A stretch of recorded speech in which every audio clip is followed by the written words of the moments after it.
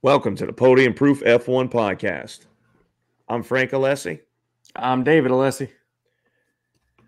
Sergio Perez wins in Singapore in undoubtedly his best performance of his career. Ferrari rounded out the podium and chaos ensued everywhere behind them. And now we all wait for the FIA to see if Red Bull is in real trouble or if this was all overblown by the media and opposing teams. Let's get it.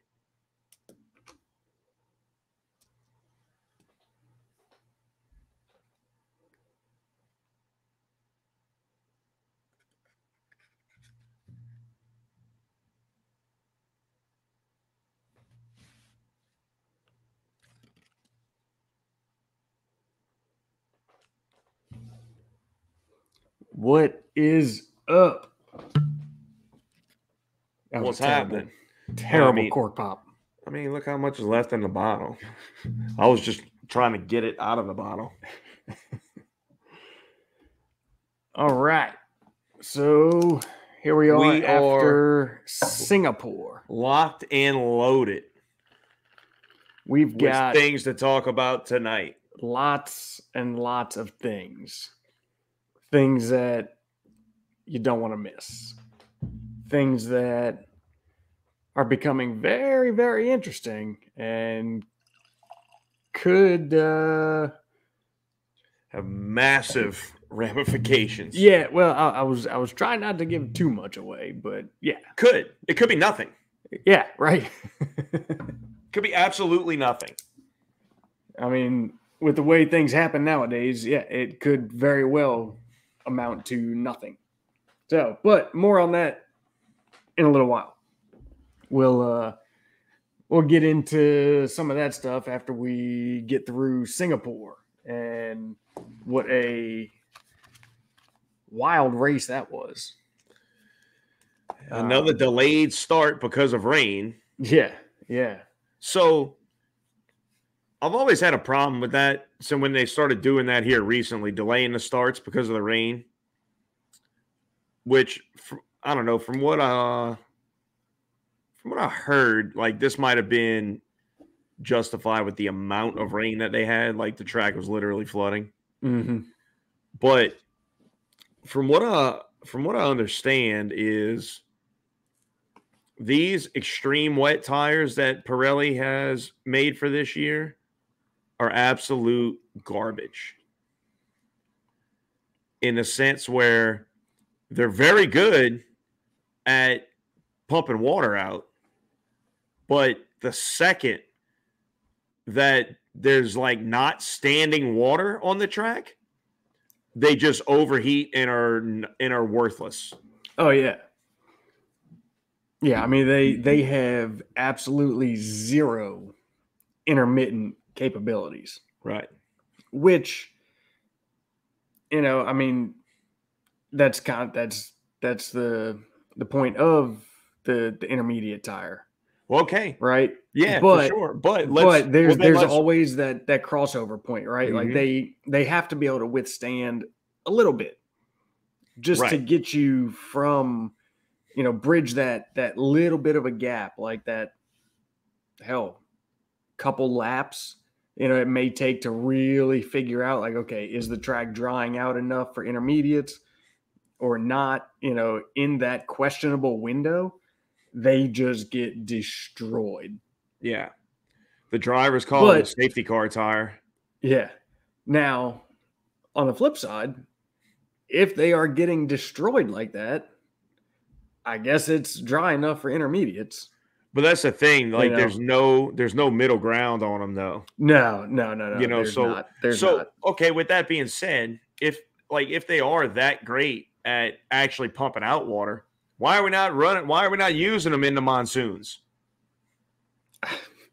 If that's what they're designed to do, why are we still having a delay and delayed starts every time it rains? Yeah. That's a good question. I mean, I can understand a bit more delaying the start because of rain like that at a night race and with all the stadium lighting. Like, I could see where visibility would be a big issue there. but there alone. Like the rest of it, when it's daylight-ish, if it's storming like that, it's not quite all bright and sunny, but, I don't see why they can't. I don't know.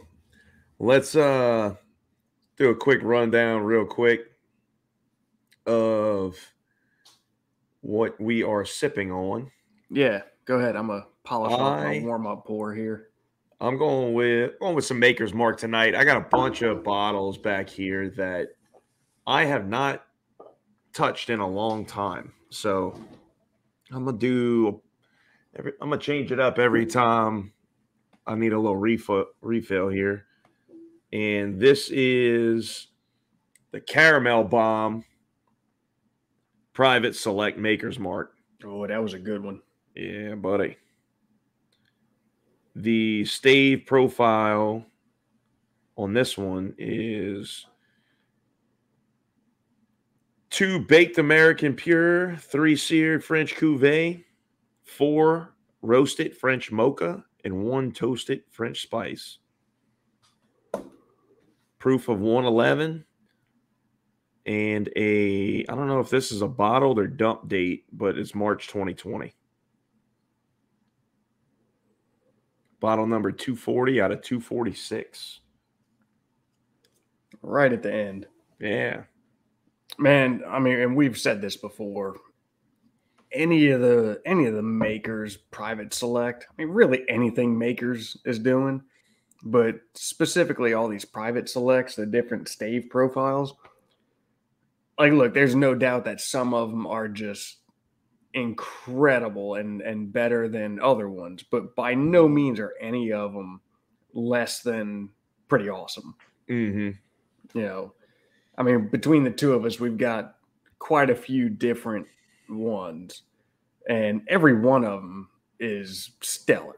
Yeah. Some are just a bit more over the top than the others. My 2 favorite, I have to say, I think I'm going to go with them next, is that Ghost, that Hocus Pocus Ghost 3, I believe that one is.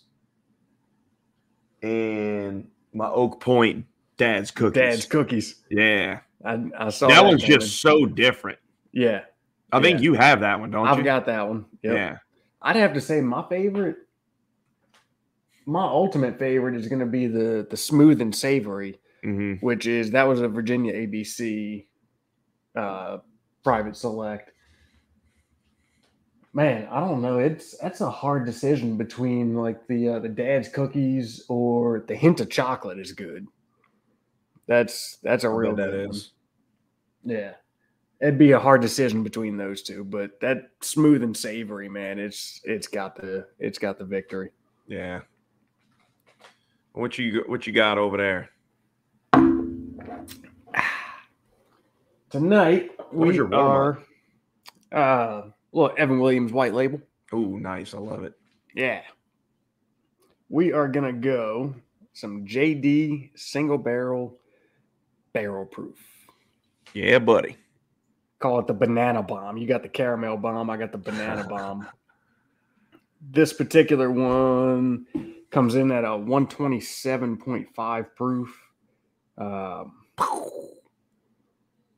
Fire. They don't give you a ton of... Oh, there we go. I was about to say, there's really no info on here. Bottle date, 5/19/21. Rick N9. And that's about all the info we get on here. I don't know what they do for age on these. There's no age statement on these. Interesting. Yeah. But being that it's not technically or not labeled as bourbon, I guess it doesn't have to. Right.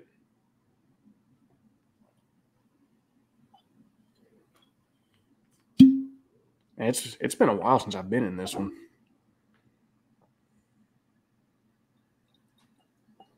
I haven't had any of mine in a little bit. So good. Might have to have a little JD weekend here soon. I mean, if it's going to be a whole weekend, better not have anything planned for the next day. No, it won't be the whole weekend. It'll be more like the a night with a weekend, a Friday night with a weekend recovery. Yeah, man, ain't none of theirs light on the proof. Mm-hmm. But man, pretty much everything that they do with their single barrel stuff is good. Like, man, just the regular single barrel bourbon, I freaking love it, man. Like, that's almost like a daily for me. Oh yeah. Like I end up going to that so often. No doubt. Those bottles, I need to get some more of the kits to do it. I took one of those bottles and it's perfect for making a tiki torch. Oh, because they're nice and wide and stout, you know. And you just buy the little wick kit with the stopper. Buy you some tiki fluid, and there you go. I like it. Yeah, I got a few of those bottles. I need to make some more of them. I've got one of them outside on the patio table. Need to do a couple more. Cool. All right. Let's get in to this. Back to my notes here. Freaking Sergio Perez, Checo. Vamos, Checo. Looking like a world beater, man. I mean, struggle city for the last 5-6 races. And then out of nowhere has the best race of his career, bar none, no doubt. Yep. Not only the best race, but was solid in qualifying as well. Yeah. Like just best, all around like good best weekend. Performance. Yeah. Like all around performance. Yep. Yeah, dude. I mean, he did good. I mean, look, he was starting to show a little bit of struggling under the pressure from Leclerc, but you know, he held it together, man. And he held it together long enough for Leclerc to start kind of burning himself out. I think what Charles said in the cool down room or something, he said he was degrading. Right. Man, I think it was a combination of things that they gambled on at the end there.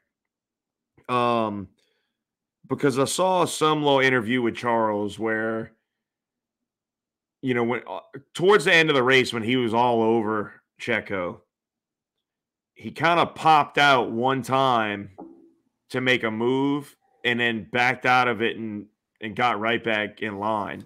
And he said he knew right there he wasn't going to make a conventional pass on Checo. Yeah. Because as soon as he said as soon as you got offline, you weren't going to stop that car. Yep. Just ask Max. Right. And look, man, good on him for having the touch of the car to realize that quickly. Oh, because yeah, for sure. You know, that could have been realizing it as you're sailing it through the apex, possibly in the Checo or the wall. Yep. You know, so I think you're already, you know, we talked throughout the year of, you know, the maturation of Charles Leclerc throughout this year of, for the first time, really having a car that lives at the front all year. And I think that right there is part of it. Yep. So then his plan was, okay, I'm just going to stay on his gearbox and pressure him into making a mistake. And it was working. Yeah. Until I think he overcooked his tires a little bit. getting after Well, it like he was. yeah, he may have. I mean, And Checo started making a couple mistakes, nothing big enough for Charles to capitalize on. But right. then what really, like at the end, that last, after the last safety car, what really did it in was Charles had a pretty big bobble in, I don't know what turn number. And that's when you really saw him start to drop off. It was after that he dropped back to like 1.4, 1.6, 1.8, and it just kind of grew from there. After that, then he did have another bobble somewhere, maybe the same turn again. But it was really like Charles made that first mistake.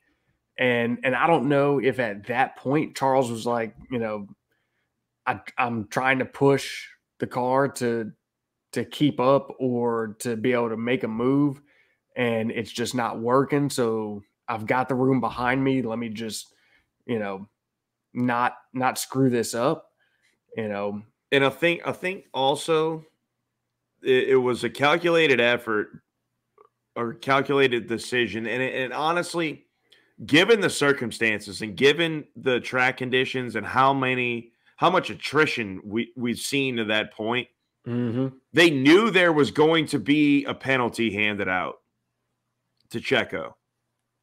Because, I mean, it's one of those things like it was at least two times. I've heard as many as 3 times that he fell way, way back from the safety car. So they even played it on the live feed, the radio transmission between them telling him that they're looking at 2 parts. Yeah. But I think it was a calculated decision to just like, listen, back off. There's no point in throwing this thing in the wall. Unless he makes a mistake, we're not going to get by him anyway. And if he makes that mistake, chances are he's going to hit a wall or something. If he makes a mistake big enough to capitalize on, it's going to be down a runoff road or hitting a wall. Yeah, yeah.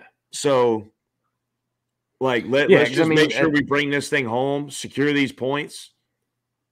Yeah, I mean, at that point, the race was pretty much like Monaco. It was single file. Really wasn't anything else outside of the racing line that you could do. Yeah, 100% right. It was just, that's what it was going to be. And I think they were banking on a 10-second penalty. Yeah. 2 5-second penalties. Yep. Yeah, so Checo got the 5-second penalty. Well, he got a verbal warning for the first incident, which was during the safety car after Latifi and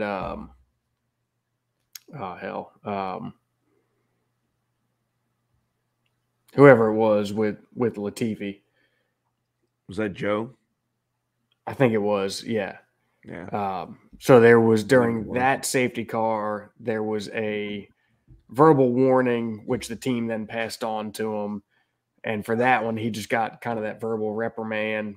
And then in the later safety car is the one he was actually penalized for. So 5-second penalty plus 2 penalty points on his license for it. That's a strange thing to have 2 penalty points on your license for. That's kind of ridiculous. I mean, I do agree.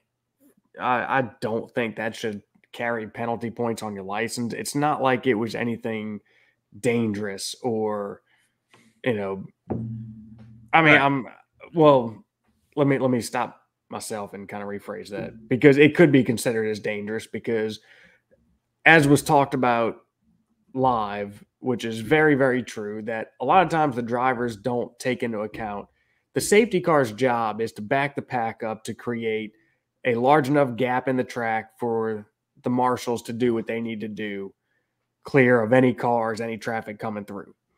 And a lot of times, when the safety car is going a little bit slower than its normal pace, drivers will get a little agitated by that, but they're not accounting for the fact that that safety car, Burt Mylander, his job is to scrunch the pack up. So if he has to slow up and the leaders have to go slower for that, that's what he's going to do.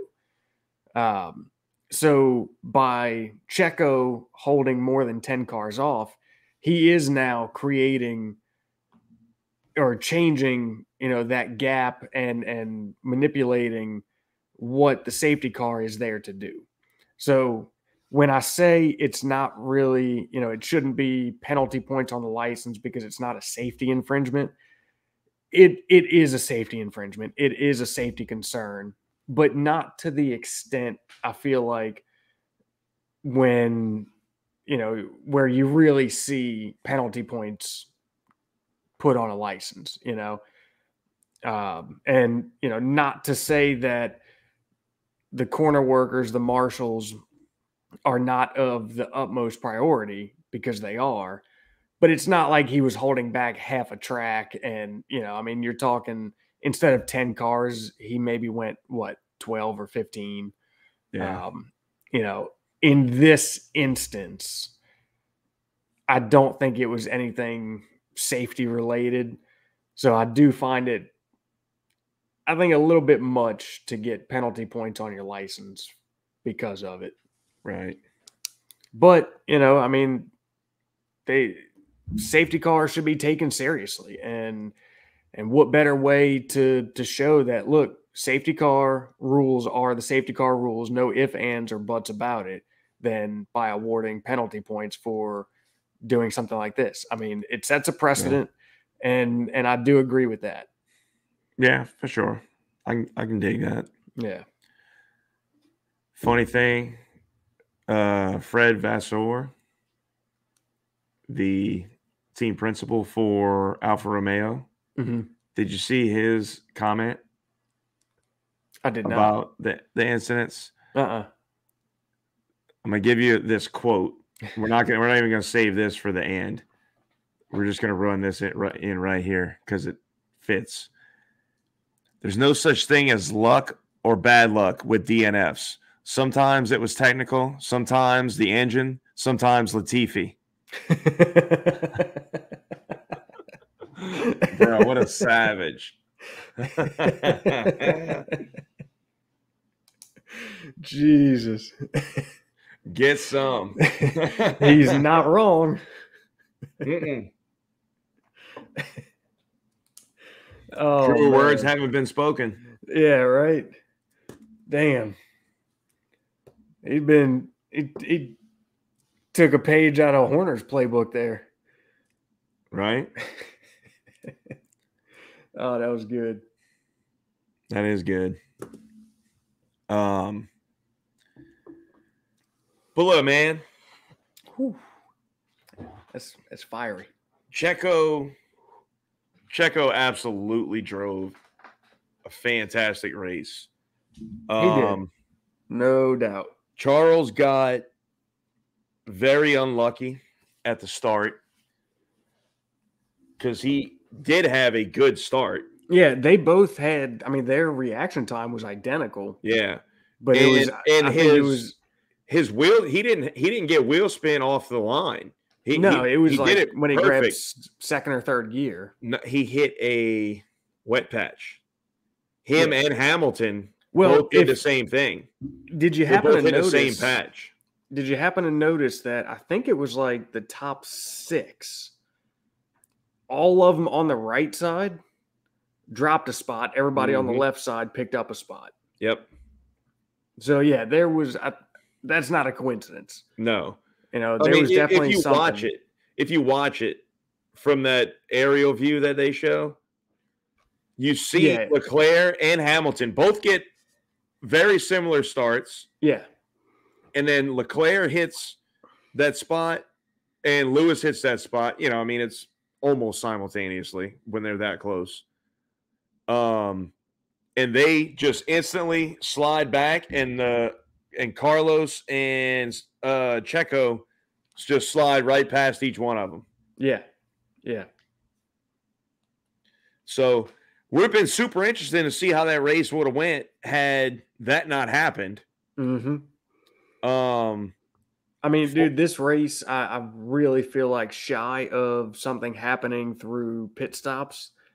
This race was going to be dictated. The winner was going to be dictated by turn one. There was a small window in there where the intermediates were the perfect tire. Yeah.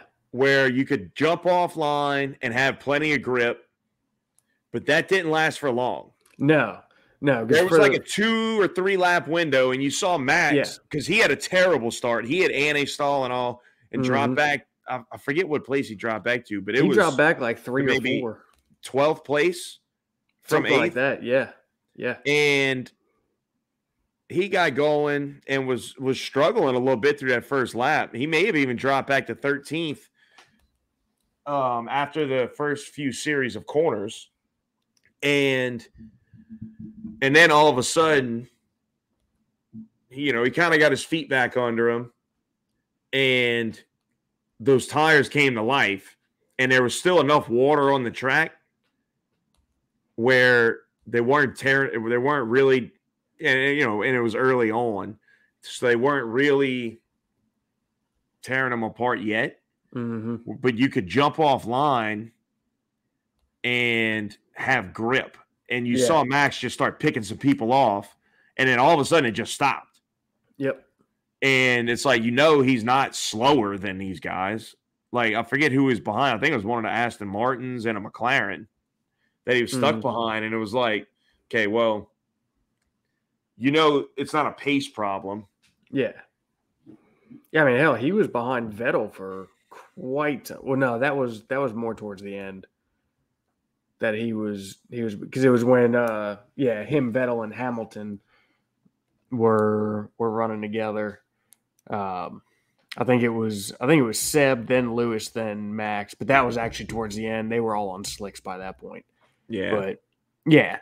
But there was definitely some like you said, some windows for the tires, but they were very narrow, and for the most part it was like a single file race. You didn't really have much opportunity offline. Because after what was interesting? Laps, what was very interesting, man, was talking about the tires and all.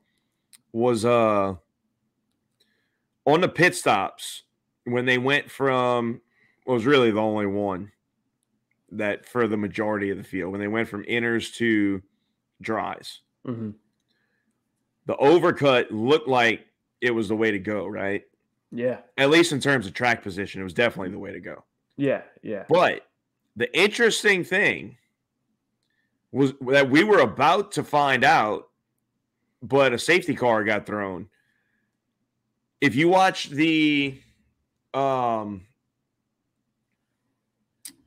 interval on the side, when Checo came out from the pits, he was 11 seconds ahead of Leclerc. So he actually gained, like Leclerc's outlap was 5-ish seconds slower than whatever Checo did on his in lap. Yeah. Because it was about 6 when he pitted. And all of a sudden, in like less than half a lap, dude, you're watching that thing just, jump down in chunks of time. He went from 11 to, I want to say 5.5 seconds in less than a lap. And then the safety car got thrown. Yeah. So, it takes at least a full lap for Checo to get those tires heated up. And with Leclerc coming at him like that, he would have been pushing. That would have got super interesting. Yeah. Because Leclerc was already hot.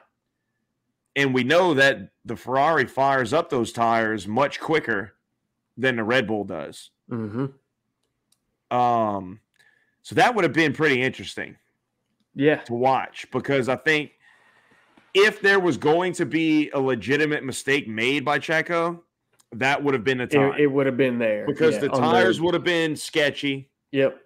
Under that And he'd have pressure been with pushing super hard on, ice tires, and that's when it would have happened. Yep.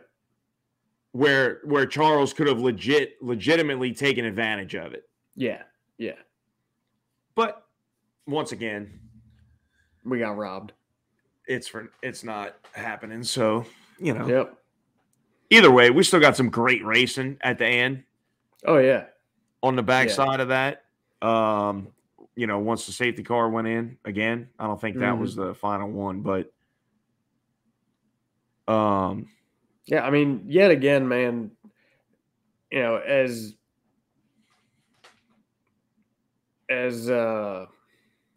rough as a race as it was, yet again, Singapore does not disappoint with an exciting race nonetheless. I mean, yeah, it sucks with the amount of attrition, and the amount of cars that ended up in a wall. But there wasn't that much on-track passing going on. Right. I haven't seen the number for it, but I imagine it was very low. Yeah, yeah. If you don't count, I don't know, do they count when a guy runs off and has to take the bailout road and 6 people pass him? Does that count as 6 on-track passes? Yeah, I'm not sure how they classify that. Because if that's the case, this one might have set a record. Right, yeah. Yeah.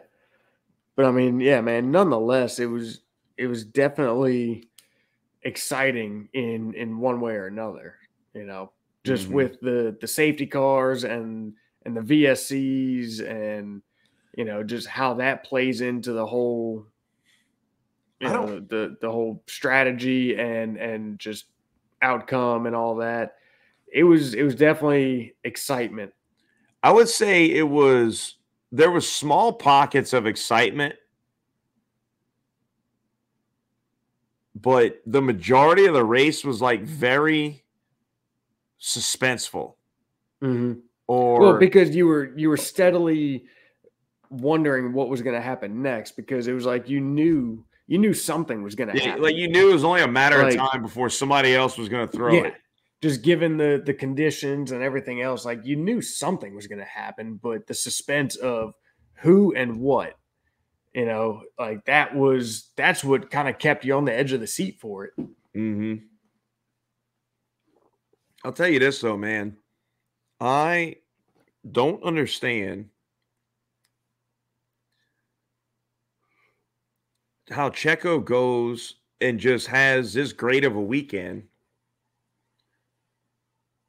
after how much we've seen him struggle recently. It just, it's so strange. And I never thought that he was. It's not like I'm saying I didn't think he's capable of it.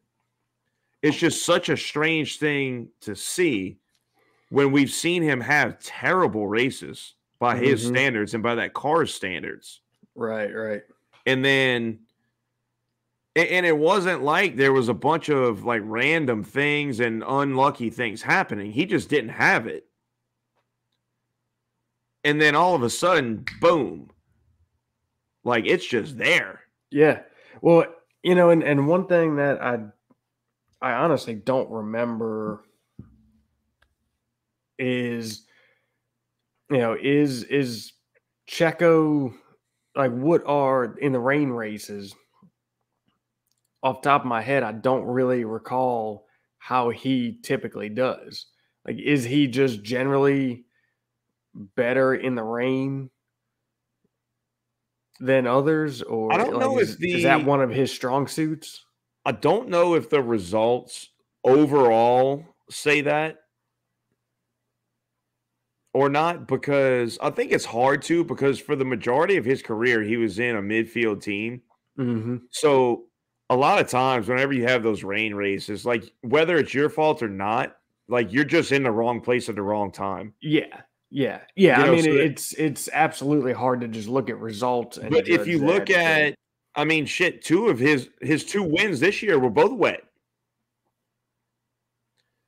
And if you look at what he's known for and the way his driving style and how he's so easy on tires and so light on the gas, that would seem to lend itself well to wet weather racing.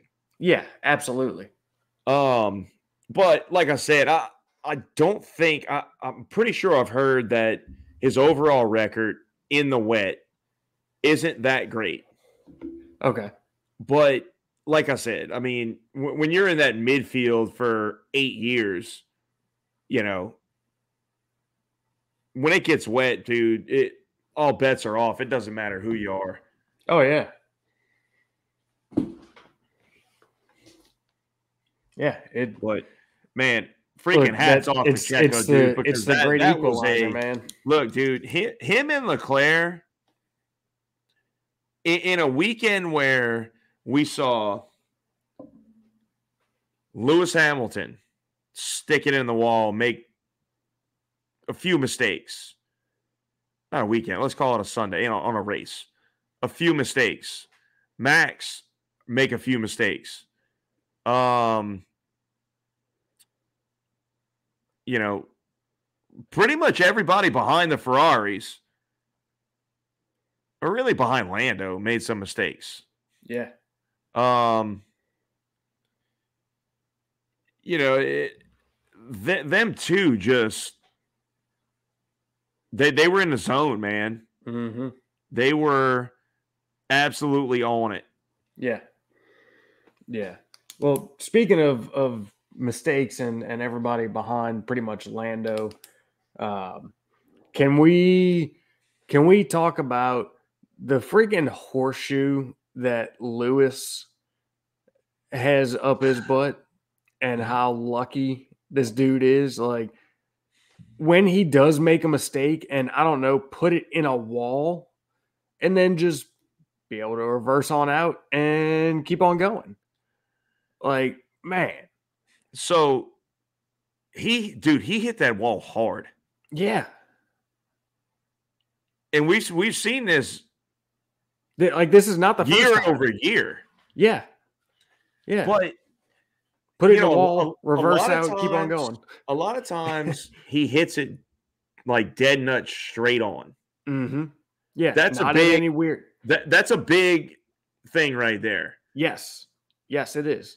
Because that cone in the front is taking the impact, and you're not getting this awkward thing where it spins the car and you wind up cracking any suspension or right bending a wheel or anything like that. Yeah, I mean the front tires really don't impact at all. Like, when you hit at a bit of an angle, those winglets collapse in, and now the wheel takes the brunt of the impact. So yeah, I mean that absolutely has a lot to do with it. And I calculated driving, bro. Well, I would like to say calculated driving, like, good job on managing a bad situation. Mm-hmm. But is it really? Like, I mean, looking at this one, there really wasn't anything he was going to do to turn the car or adjust an angle of impact if needed. No, or even the last time he did it at was that Imola? I think it was last year. Yeah, it's like I do want to I want to say, that's a good job on him for being able to minimize the damage, but at the same time, is it just like pure luck that this dude's got to have caught those impacts the way he seems to always catch them? How about how robust that front end of that Mercedes is? Couple extra crash bars up there. Dude, no, like the front wing. Like, dude, think about it. Okay, like he wound up having to change this time. He had to change. And I thought it was so ironic how he came out and just stuck it right in front of Max. Oh, yeah. Yeah. Uh-huh. And then, like, he was going to leave it there, dude. And then all of a sudden, like, they showed it, and there's just sparks flying everywhere, all over Max. Max is like, this bitch is gonna snap, and I'm fixing to eat a wing, right? And of course, I think they threw out the meatball flag. No, I think he came in beforehand. Or did he? He was I fixing don't to get think it. Yeah, I don't think it got to that point. Oh, K-Mag got it again. Yeah, he did. K-Mag's getting to know that flag. But anyway, like, so not only that, I believe there was another instance this season. I can't remember off the top of my head which race it was, where he hit the wall and the Mercedes, like the front wing was just fine. And then last year at Saudi, when he ran in the back of Max, it jacked his wing all up, but it held on for the whole rest of the race and didn't affect performance terribly. Yeah, I think it had a broken end plate at that point. Yeah. But it didn't really do anything. And then you see like these other cars where they barely hit stuff, and like the whole thing just like shoots underneath the car. Yep. Maybe they need to put an extra layer of carbon fiber on it, make it a little more robust. No, that'll never happen. No. All right, what's the choice? You going with Dad's cookies? I'm gonna go with the Ghost for this one. I'm gonna go with Dad's cookies next. I haven't tried that one. I need to try that one when I get down there. Ghost 3. I mean, if it's anything with that name, if it's anything from Hocus labeled as the Ghost, it's going to be good. No doubt. Another unsatisfactory cork pop. I was messing with it earlier. It was barely in. Bro, like, that's the thing, though. I don't know if I'm ever going to get that bitch out. Yeah, I was about to say, now that sucker's in there. God. So that's the thing about synthetic corks. They are so satisfying on the initial cork pop. But after that, they're not great.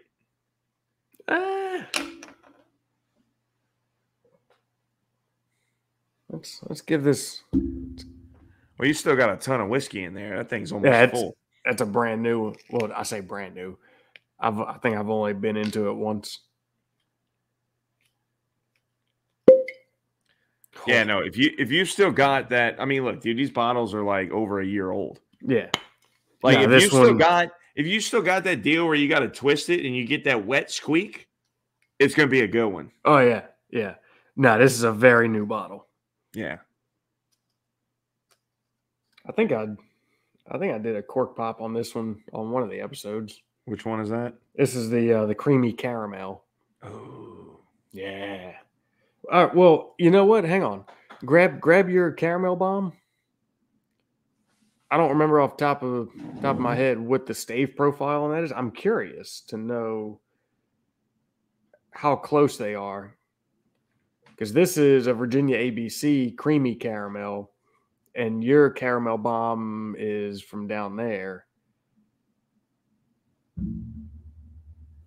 What's the profile on that one? All right, I'm going from left to right here. Yep. 2 baked American puree. Yep. Pure, whatever. 3 seared French cuvee. 4 roasted French mocha. 1 toasted French spice. Okay, so I've got 2 baked American pure, 4 seared French cuvee, 4 roasted French mendiant. I'm going to assume that's how it's pronounced. And 0 toasted French spice. That's pretty close. Yeah. Although I have roasted French mocha, not mendiant, whatever that is. Maybe they changed it. Yeah. I have no idea.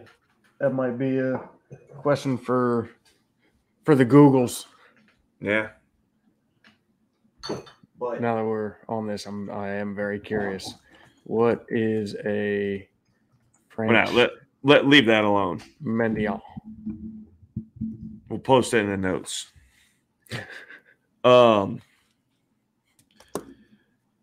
Let's move it into Ferrari here. It looks like the French version of a praline. Just saying. We'll keep on moving, but okay, I like it. Anything else on Red Bull? Max was just kind of he was giving it his all, man, but no, man. I mean, come back, but it just wasn't in the cards, dude. Really, just the first time seeing mistakes from Max this year. Yeah, there was mistakes made, but what was he going to do? Like, not try and make up places? Well, I mean, the reason he was where he was not his fault. Well, because of qualifying. Yes. He was fixing to blow that pole position up. Yes. When they told him to abort. When they had to abort it. He was purple, and fixing to go triple purple. Yeah. Yeah. But, I mean, the reason he is where he was is his fault. Like, the pass he tried to pull on Lando. I think it was Lando, right? Or was it Danny Rick? I think it was Lando. It was Lando. Like, man, look, I get it, right? Like, that's just Max's style. Like, he's gonna send it and he's gonna give it everything. But he was on cold-ish tires and going offline. Like, just all the variables were stacked against him. Like, it was not a smart move on his part. It was a mistake. Flat out, no way around it. He should have never tried that. He should have known that was not the time to try that lunge. Mm-hmm. And I mean, that's what happened. Hindsight's nice big four-wheel lockup. You don't see that often. No, dude, that was a massive lockup. He had to get new tires. Yeah, he had to come in. He shot him. Yep. Oh yeah. Dude, I'd like to see a picture of the flat spots on those.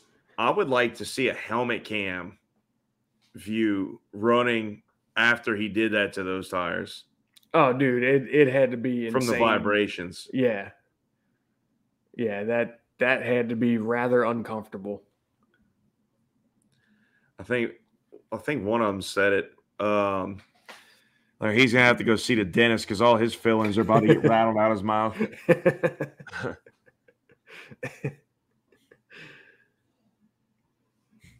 But it was uncharacteristic, but it really wasn't. Because Max goes for it, bro. Mm-hmm. That's how he is. Like he's never gonna be that dude that just sits there in content. No, he's not. But he's also got to. And that's what everybody loves about him. It's also what a lot of people hate about him. But he's also got to learn, like, man, the risk you took there with now. Granted, yes, you have a commanding worst thing that lead. Can happen. Huh? You win it. What's the worst thing that can happen? You win it in Austin instead of Suzuka, which I'm not going to lie, I'm pretty happy about. I mean, you never know what the next race holds, right? So, yeah, you have a pretty commanding lead. But you are going to win it anyway. You can't take that for granted, But I'm not going to fault him for going at it. It's not like it wasn't a stupid move. It was the pass was there. It's just like it didn't work like he thought it would. Like if I truly believe, like if he thought that, hey, when I get out here and I'm on ice, like I'm not going to do it. But at that point, it's so weird because just the whole conditions of the rain at night in a very humid place, it took forever for the track to dry out to even get a dry line. Oh, yeah. And then, like it's so weird, man, because you've got Carlos coming on the radio. I forget what lap it was on, but all the announcers are like, man, like we should be getting close. Like I feel like that turning point is pretty imminent. Mm-hmm. And you've got on the radio Carlos come on and be like, we're getting really close to slicks. Yep. And it went another 15 laps. Yeah. Well, because it just while doesn't Carlos dry. was saying that, you had tons of other drivers being like, no, nope, we're still looking at inners. Well, like not ready. No, right. No, I'm just saying, like it was they're essentially saying the same thing, but differently. Like, because Carlos is saying like it's getting close, but we're not there yet. They're saying we're not ready yet. But the thing is, like, typically what I'm thinking is going through Carlos's head is typically what he's feeling is that, in a normal situation, you're going to, a few more laps and you're going to be there. But just because of the conditions, it's at night. It's super humid there. Mm-hmm. It's just taking forever to dry. So that just got extended so long that, it was just really a strange thing. And you I feel like a lot of these guys just got like stuck almost. Like they didn't know what to do. Yeah. That's absolutely what happened. But at the end of the day, the safer thing was we're going to stay on answers. Mm-hmm. Yep. Because of what happened with Gasly and who was the other one? The first one that tried it? Gasly and who else? Who was the first one that tried? Slicks. Hell. I don't even remember now. Was it one of the... It wasn't Alpine. Damn. But it did not go well. Yeah.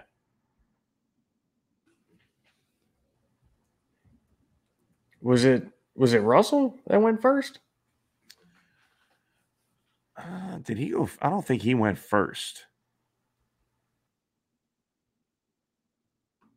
I don't think he went first. He went at a more understandable point, I think.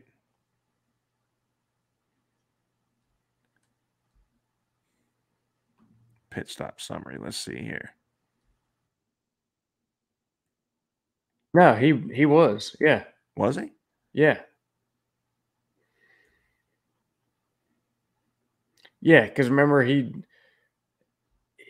ended up in the escape road after touching with Valtteri, and then he dropped back again. He made 4 stops. Yeah, and then he was already at the back of the field, and it was like, well, I mean, we're back here, so let's just go for it. Let's try it. Yeah. No, K-Mag was first. Was it? No, maybe. There's no way George went to those slicks on lap 21.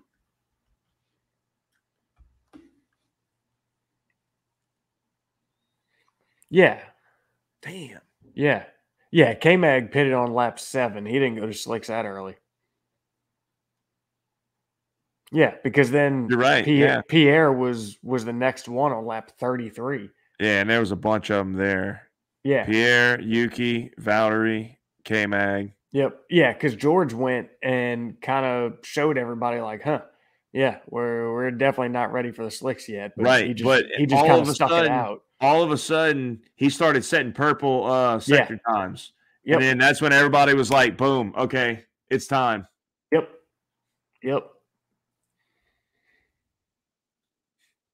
Yeah, he ended up being the guinea pig for the whole rest of the paddock. Yeah, he had made some comments after the race where he said that they wasted an opportunity, because We they had a had the car winning to win, car. No, you which didn't. I don't agree with that at all. No. Because I mean, Lewis was getting dropped by the leaders, Yep. and he could say what he wants about Carlos was holding him up, but You couldn't get around them. he was on inners. You know, like if he was that much slower, he should have. You were on inners for that stint. Yeah. You could have made that work. You could have got around him. You could dabble in the wet parts of the track when you were on those tires. Yeah. Man, so he was complaining about Carlos holding him up when it's like, well, you haven't been able to get around him. And then freaking George complaining about Mick, and Mick being as defensive as he was. And he made the comment something like, oh, he's driving like his life depends on this race. It actually does. It actually, yeah, it totally does. He does not have a seat for next year, but who cares? That's his position. Like, that's what you're supposed to do. What is he just supposed to sit back and just say, oh, here, George, you're in a Mercedes, I'm in a Haas. Like, here's the spot. No, that's not how this freaking works. Yes, he is going to defend his position. Like, Jesus Christ, man. What are you expecting people to do? You know? Yeah, dude, I don't understand that comment from him at all because, you know, Mick Schumacher's literal Formula One life depends on, you know, not this race every lap right but now. Everything counts. Yeah. Mm-hmm. Trying to get a drive for next year. Yeah. And keep his Formula One life alive. So yeah. Yeah, his life does depend on it. And for him to say that on the radio is just kind of, I don't know, man. It makes me view him in a different light. Yeah. Because I didn't think he was that kind of guy, but it seems like he's trending to that. He gets a little bit more to that side every time. Like he's every time he's got a mic in his face or something. He's getting one pretty more brash comment in front of that mic. Yeah, it's one more comment that's like, dude, you just lost a little bit more in my book. You know, getting a little bit more whiny. I hate the fact that to me just signifies that you expect them to move out the way. Yeah. Instead of you have a far superior car, just take care of it. Right. He's going to try and keep you behind him, but just handle it. Right. Yeah. I mean, who wouldn't, dude? Like, what better thing to have going for him than, hey, I kept the Mercedes behind me. You know? Yeah. Like, you are. Yeah, Russell couldn't get around me. Yeah. You're a target, bro. You're a huge target. You know? And him driving in a Williams for 3 years should freaking understand that. Yeah. Well, it honestly, it sure sounds like he's already forgotten where he came from. I think so. I mean, bro, like that crap that happened with Valtteri at Imola. Mm-hmm. Yep. Was that last year or the year before? That was last year because that was the wet race. It was the wet race, yeah. That was last year. I mean, if that's how you feel, like what the hell are you doing trying to pass Valtteri? Yeah. In a Mercedes. Right. You know, that was a ballsy move. Mm-hmm. Do I think you should have gone for it? Yeah. You should have. But how is that any different than Mick what trying Mick to did? keep you behind? Yeah. Right. Mm-hmm. Absolutely.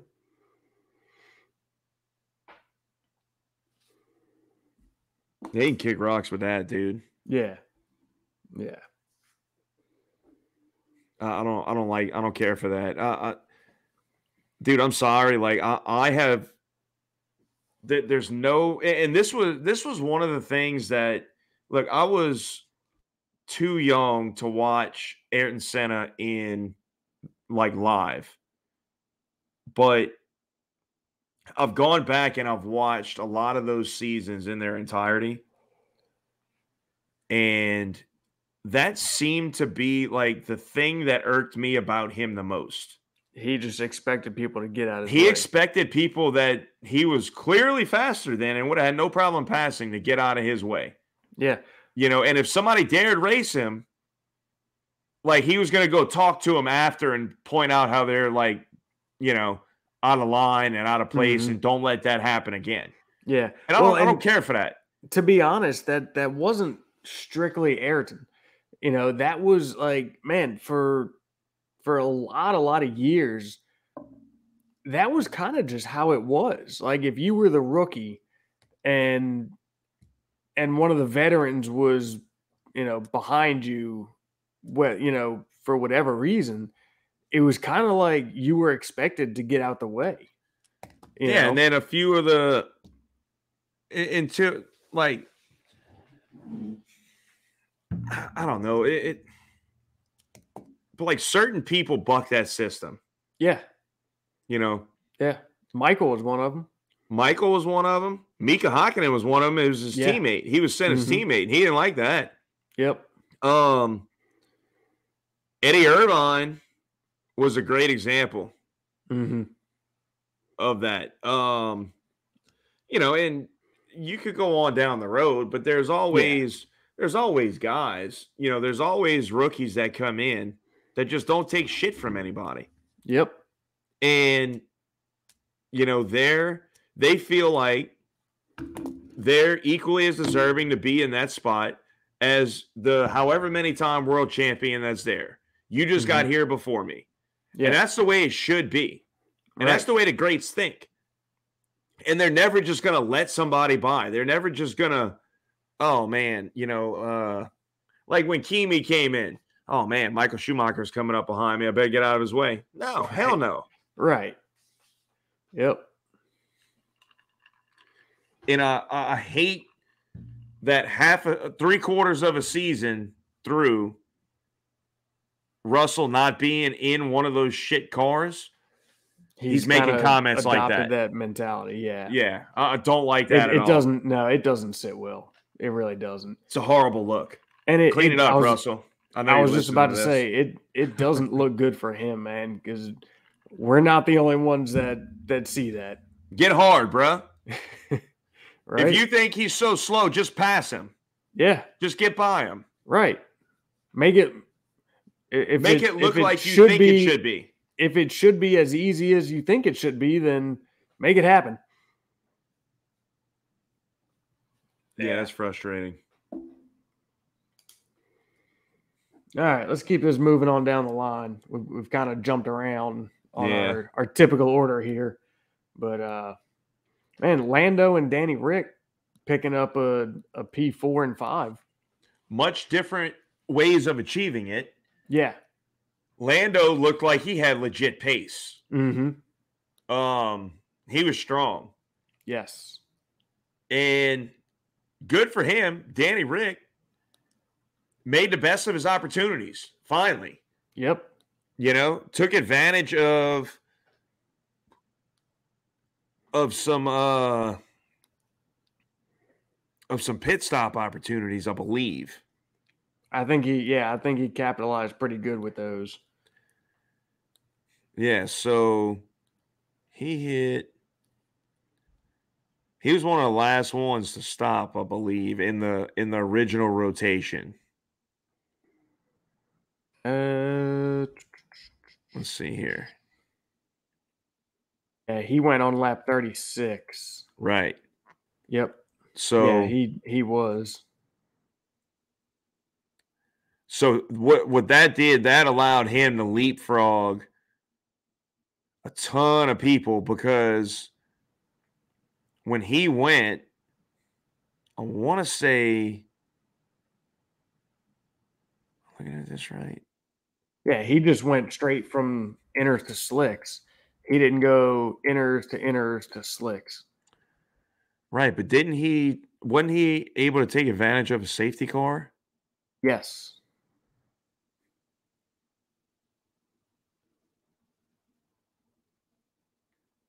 So not only did he only have to do one, but he was able to go. Wait a second. Did he? Let's see. I think looking at the pit stop report,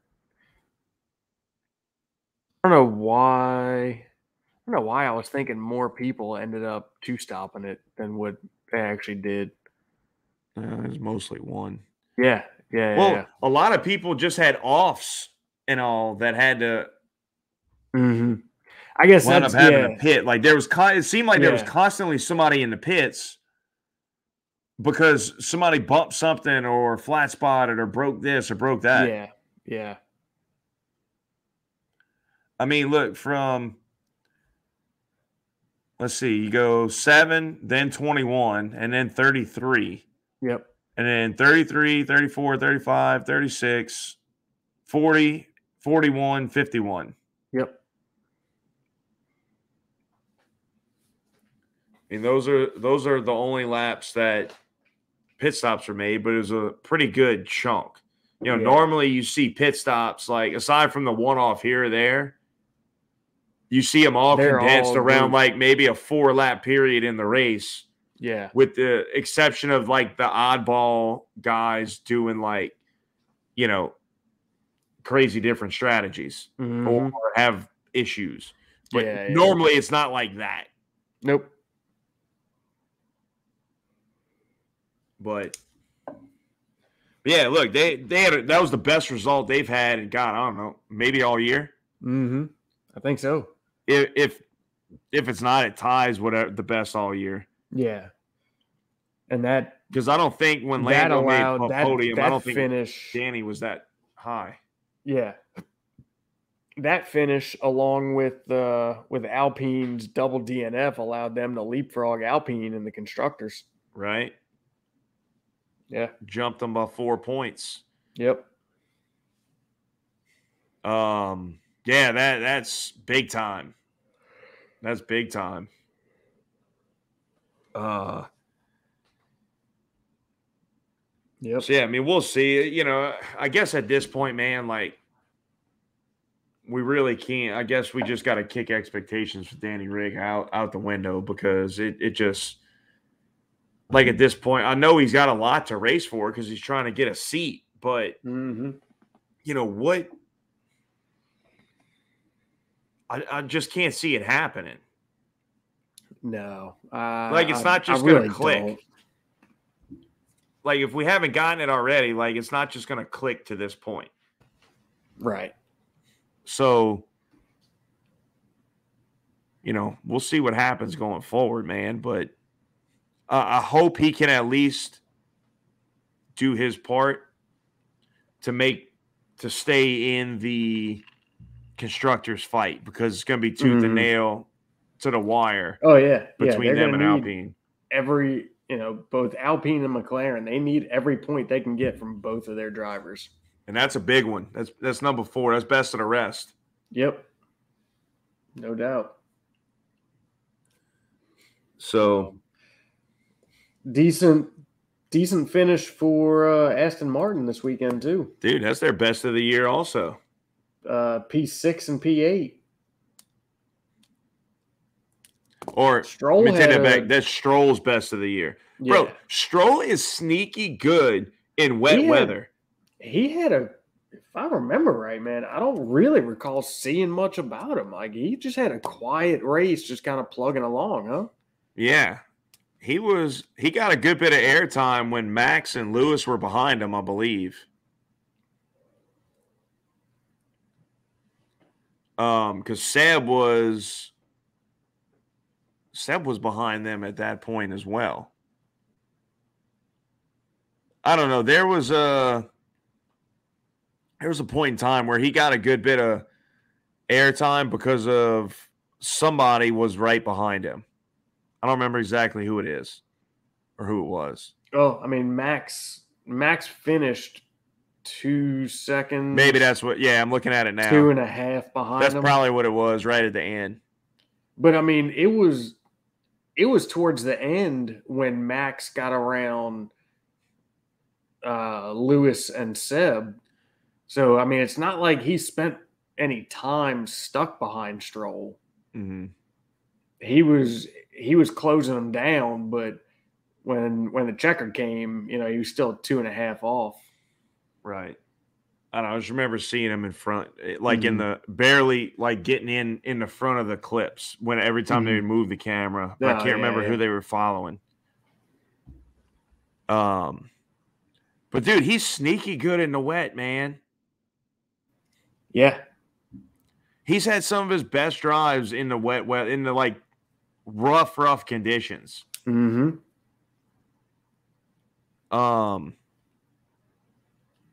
Remember he got that pole? Where was it? Was it 2020? Hell. What track was that? Where's his pole?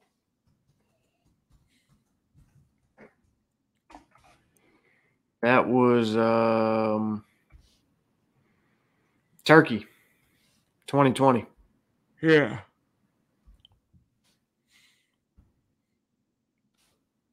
That was wet. I want to say he's had a podium, another podium in a wet.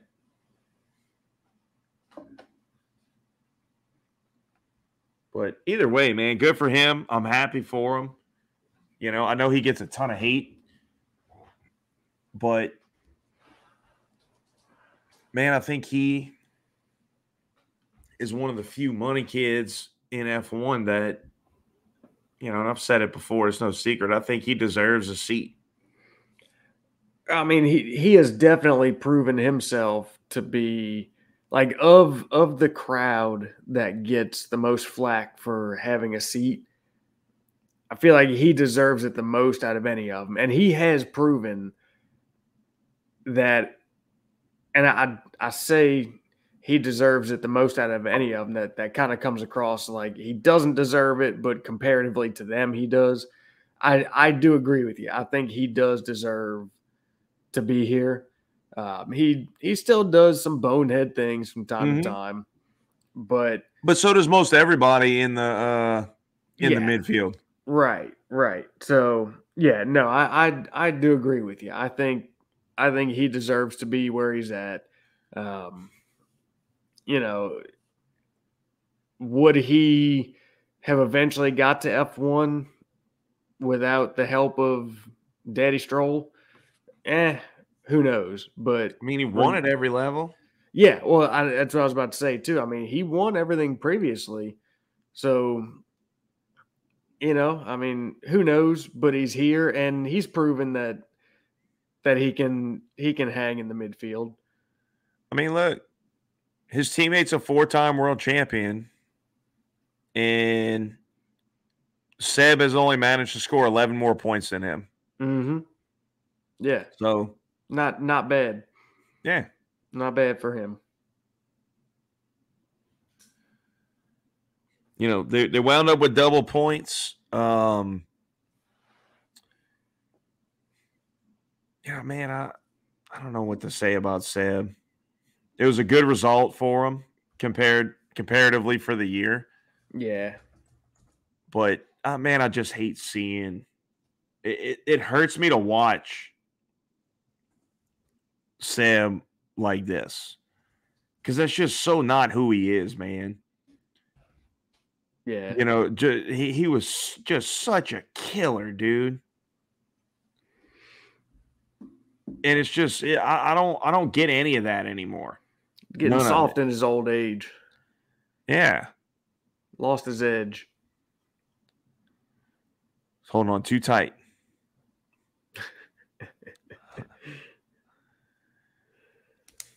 But look, all right. We kind of already touched on Mercedes. Yeah. Pierre snuck in, rounded out the points. Yep. Good job, Pierre, because I believe that AlphaTauri is dog shit this year. Mm-hmm. Oh, it is. And we've talked about that before. I mean, it's definitely not the car he had under him last year. No. So we still don't have confirmation of that if he's going to Alpine or not. It seems like that's happening. Seems like that's all but done. So that'll be very interesting because not only is it a much better car, but him and Ocon supposedly freaking hate each other.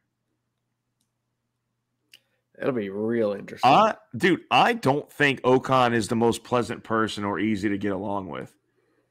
I mean, look at him and Checo hated previous each other. history. Yeah, him and Checo hated each other. Max tried to fight him in the paddock. Yep. He has shown Fernando, that he's if he wasn't not afraid 40, to make enemies with Fernando. If Fernando wasn't like 40 plus years old, he would have probably beat the shit out of him by this point. Yeah. Like if he'd have pulled that stuff with 26-year-old, 30-year-old Fernando, Alonso, you're getting beat down. No doubt. So it's gonna be interesting. Yeah. Oh, Esteban. Pierre's a savage too, bro. Like he's gonna be out for blood. Yeah. Kind of looking forward to that for next year. Yeah, I think that'll be good. We won't get too ahead of ourselves as we still have a lot to go this year, but right. That is exciting if that comes to fruition. Yep. And then Yuki was out. That's about all it was for AlphaTauri. Yeah, so you want to just round out the.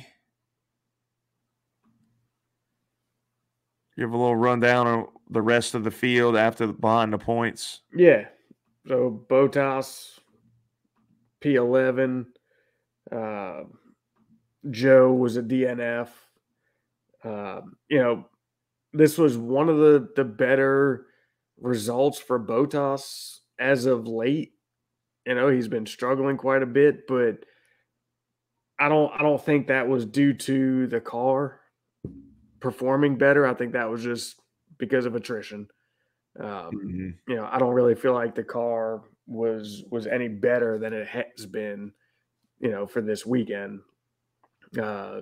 K-Meg coming up behind him, K-Meg and Mick, and then Russell rounding out the field. So P14 was DFL. Yep.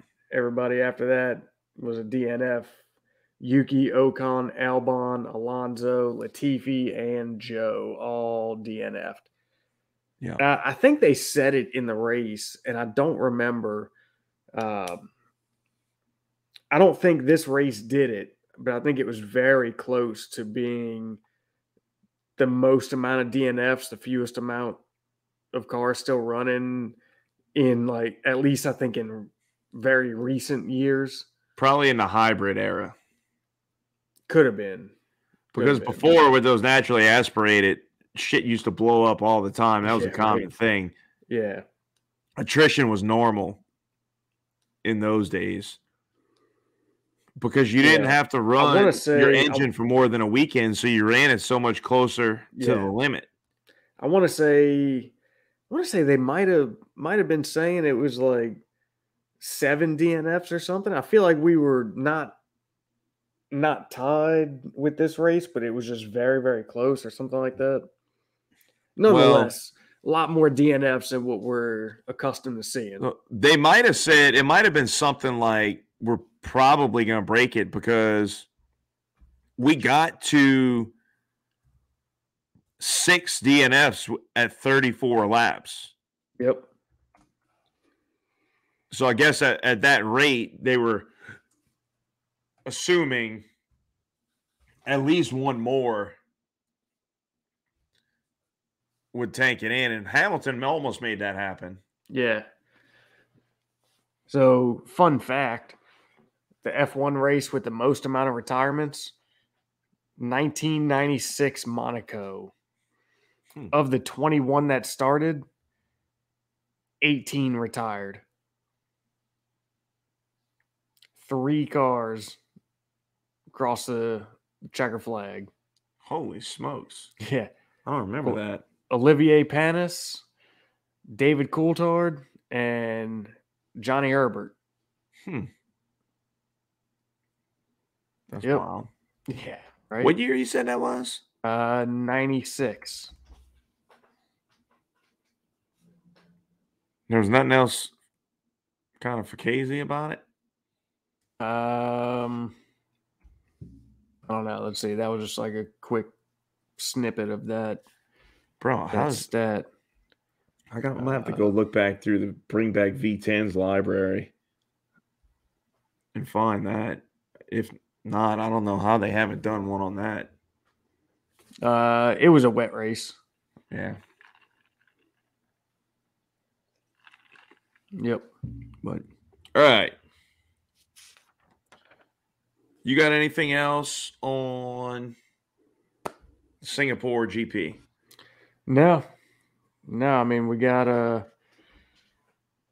had a little bit. I wouldn't call it a shakeup, but I'd say definitely had some changes in the constructors' points after this race. I mean, with with McLaren where they finished and Alpine with the double DNF, just a couple things in the midfield, just kind of this whole high attrition race shaking things up a hair, and Max finishing further back, Ferrari being 2 and 3, and then Stretching their lead on Mercedes a good bit. Mercedes having a rough go. But man, the crazy thing is looking at the constructors' points is that P7, 8, and 9 are covered by 3 points. 8 and 9 are tied. And then P7 is only 3 points ahead. Mm-hmm. That being Aston Martin, Haas, and AlphaTauri in that order. Bro, so how freaking big was that double points finish for Aston Martin right now? Yeah. I mean, how massive was that? That was critical. So what did they pull in this race? P6 and P8. P6 and P8. So what? Yep. Oh, shit. What is that?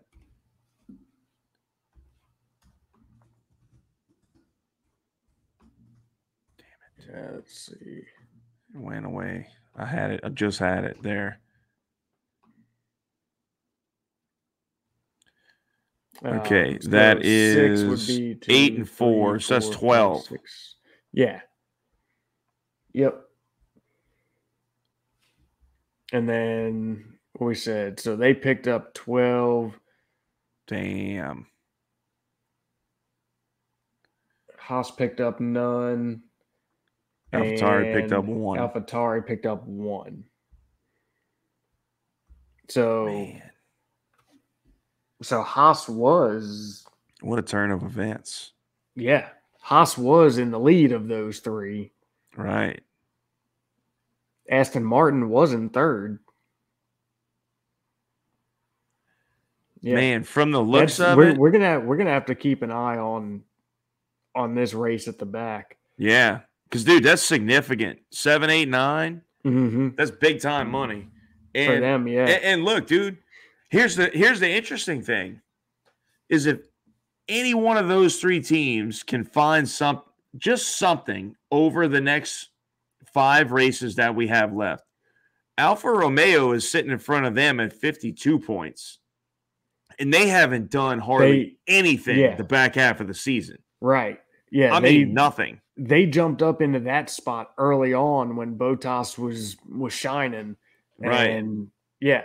And dude, I don't even think, I mean, correct me if I'm wrong here, but I don't even think it's accurate what you said about the back half of this season. I mean, it's been, hell, it seems like it was earlier in the season than that when Bottas kind of just fell off. Not just Bottas, the whole team. Well, yeah. Yeah. I mean, Bottas came out pretty damn strong, but you're right, though. You're right. Yeah, this one could get interesting. Short of something crazy happening in front of them, I don't see them scoring, but maybe another 2 or 3 points. Mm-hmm. Alfa Romeo. So Dude, I think Aston, Haas, and AlphaTauri all have the ability to maybe close that gap. Yeah, absolutely. All it takes is one race like Aston Martin had on top of, just like one and two here and there. Yep.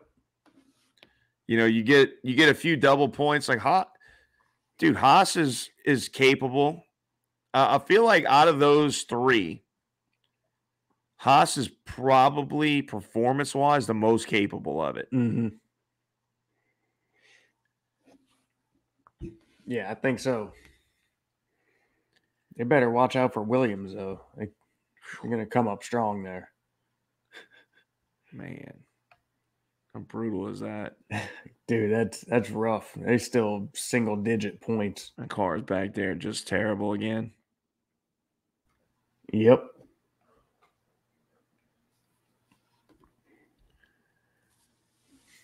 Yeah, I mean, so we got as good as Albon's doing with that car. Like, dude, it's still a mere 6 points in the constructors. Like, right. So it's obviously Red Bull's going to win the constructors, but all right. I mean, Ferrari stretched its legs a little bit out from Mercedes this past weekend. mm-hmm. If they can do that one more time, it might kind of put that one on ice. But it's as of right now, it's still a fight. I think they're 60-something points ahead, 66 points ahead of Mercedes.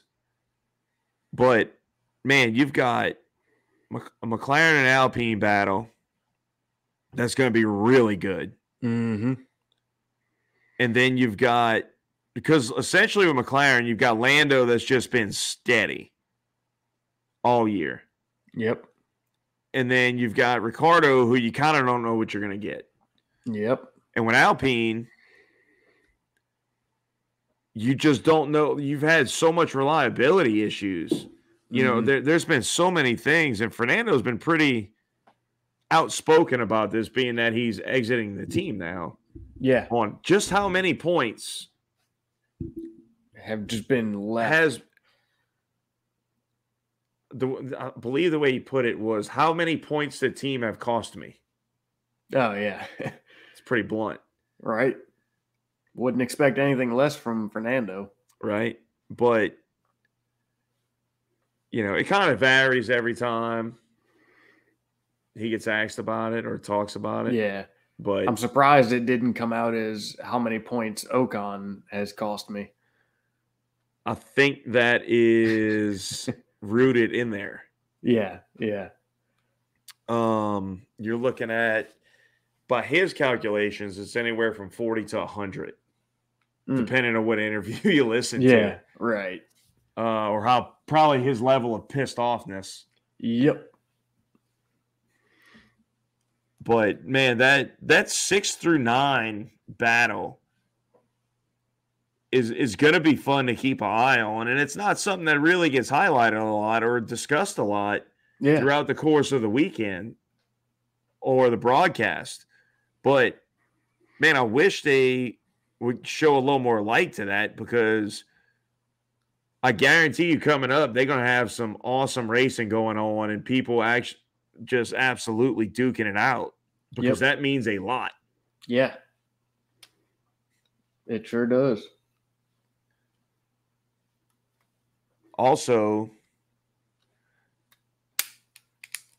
coming up, we've got a fabulous track for them to all be duking it out on. Yes! Suzuka. What a segue. Suzuka. Killed it. Love it. Love that track, dude. Yes. Love it. It's awesome. Yep.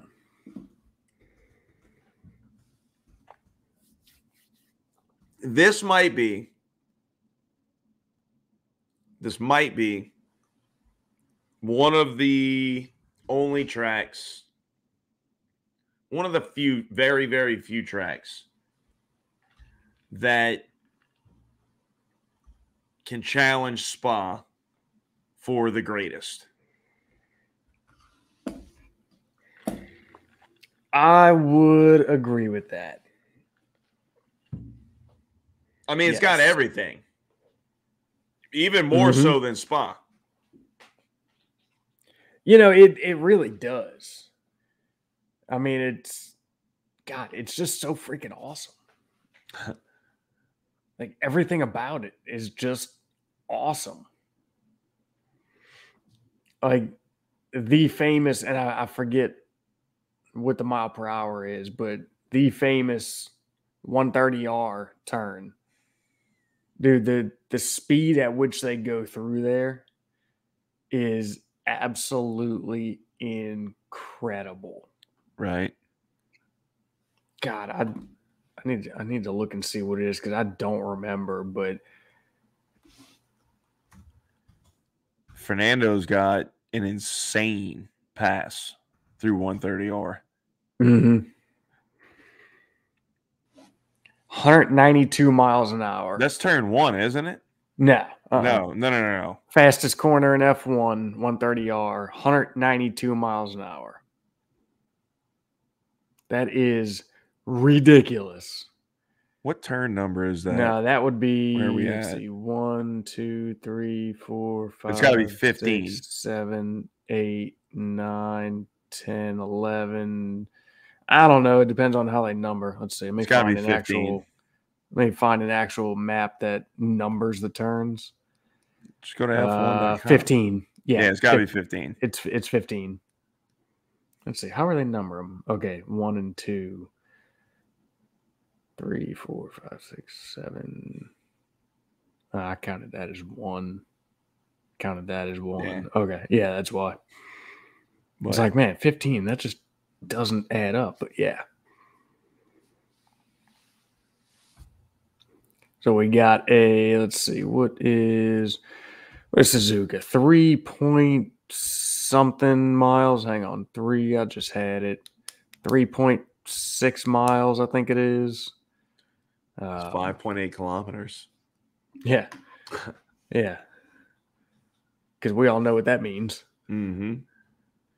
You could tell me it was 20 kilometers, and I would have no idea if that was a long distance or a short distance. Well, it's not short, but it could be, I guess, depending on what your context is. Well, as far as a racetrack goes, I don't do kilometers.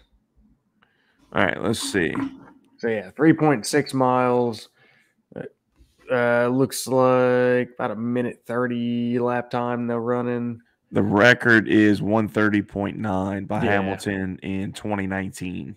Yep. And it's an awesome track. It's just going to be. It really is. It's just going to be so much fun to watch these cars there. Dude, like these cars, the way they make speed and how good they are in the fast corners. Yeah. Are going to be incredible to watch them go through the S's and then 130R. Yep. Like, I'm curious to see. This might be one of those tracks where these cars might be capable of faster lap times than last year, or at least equaling it. It's very possible. I was actually just kind of looking at that, kind of trying to figure out if that's going to be the case or not. You've got turn 1, 2, 3, 4, 5, 6, 7, 8 are all relatively quick corners, not super low speed. 1's quick, 2's the slowest out of that bunch. Then you're pretty much on the gas off and on throughout the S's. You're not going to be on the brakes. Yeah, the S's are kind of tight. Yeah, these cars are going to handle that very well. Yes. 7's a long bend. These cars will do very well with that. 8's a quick one. Then 9's hard on the brakes. Yeah. Then 10's a quick one. 10's 11's not even a really a hairpin. turn. Yeah. Right. 12, they should 12's be not rolling. a turn. It's just a roll. Yeah. Dude, I'm telling you, these cars are going to make good time around this track. Yeah. 13, 17. 13, 14 is going to be fast. Yeah. 16, 13, 17 14 is almost like a it's almost like an inverse of like Parabolica. I was just about to say that. Yeah. It's a decreasing radius, but it's a real fast in. Right. It's going to be a fast in. And then, 15, 130R, and then the chicane. It's definitely going to be a quick lap. I think we should see some good times comparatively to previous years. If these cars have a chance on any track to get close to last year's, it's going to be this one. Yep. I think possibly Coda too. I don't know, man. Coda's got Not a as lot much. of technical. They do, a lot of but tight technical. They got a lot of fast sweeping stuff. It's got a couple. Not as much as this one by any means, but I just mean like in terms of what we've seen. Yeah, in comparison throughout the year. Coda has its S's, which is a very difficult and strange layout of just how it was kind of built as an homage to this. Yeah. And then it's got the I don't know like the turn numbers off the top of my head, but the back section has some faster sweeping turns. Yeah, Coda will be interesting. Yeah. We'll get to it. Yep. I'm going to jump into it there. Yeah. But man, yeah. Exciting stuff with Suzuka. Yes. Can't wait. So, in other news, you want to take the reins on that one? Go ahead. So there are reports coming out that two teams have. Well, let me back up for a minute. I think a couple months ago, I believe on the date, all the teams had to turn in their final submissions for the budget cap for last year. Why it's so late, I don't know. I think that's an issue in and of itself that we'll get to. Williams was late on that and were issued not really a hefty fine, but maybe so for a team like Williams. No, not really anymore. Beforehand, I think it was it was only like 25,000. But either way, when you're a team that's pinching pennies, anything significant. Yeah, 100%. You have 2 or 3 months have gone by, and there's been a leak that two teams exceeded the budget cap for last year. One being Red Bull, one being Aston Martin. In that leak, it was said that Red Bull exceeded it substantially. There's been varying reports between $7 and $10 million. You know, that's significant. I don't know why such a big discrepancy in how much they exceeded it by if you're leaking information, but yeah, right. Whatever.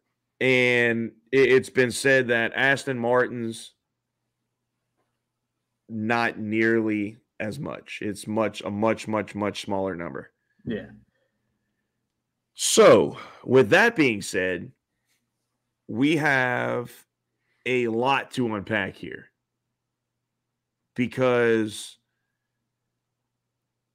the implications are massive. not only for this year, but for the foreseeable future, essentially, of these regulations, and potentially for last year. Yeah. As if we haven't had enough drama. Let's bring it all back up, possibly. The 2021 season. Yep. I guess it's only fitting that this is the way it goes down. Yeah. Right? Yep. So, yeah, it hasn't been – last year was not controversial enough. Let's see if we can make it even more so. Dude, and it's – God. It's so bad. It really is. It's terrible because it puts the FIA in a spot where essentially they have no choice but to be as harsh as they can. Because if they don't, if they go lenient, whatever it comes out, and listen, this is a leak, this is speculation that, all this stuff. So if Red Bull didn't do anything wrong, they didn't do anything wrong. Mm-hmm. We don't know that yet.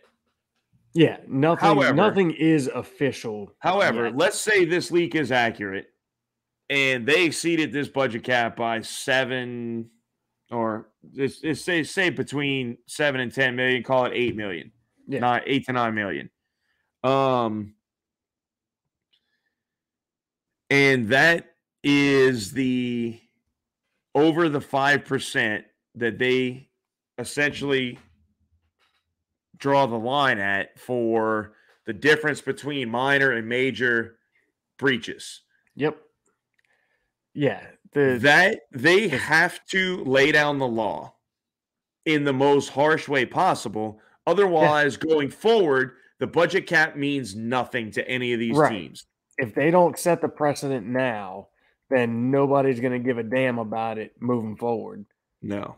And, the FIA, when penalties are being enacted, they do look at previous penalties of the same infringement to determine what said penalty is going to be this time. This will set the tone.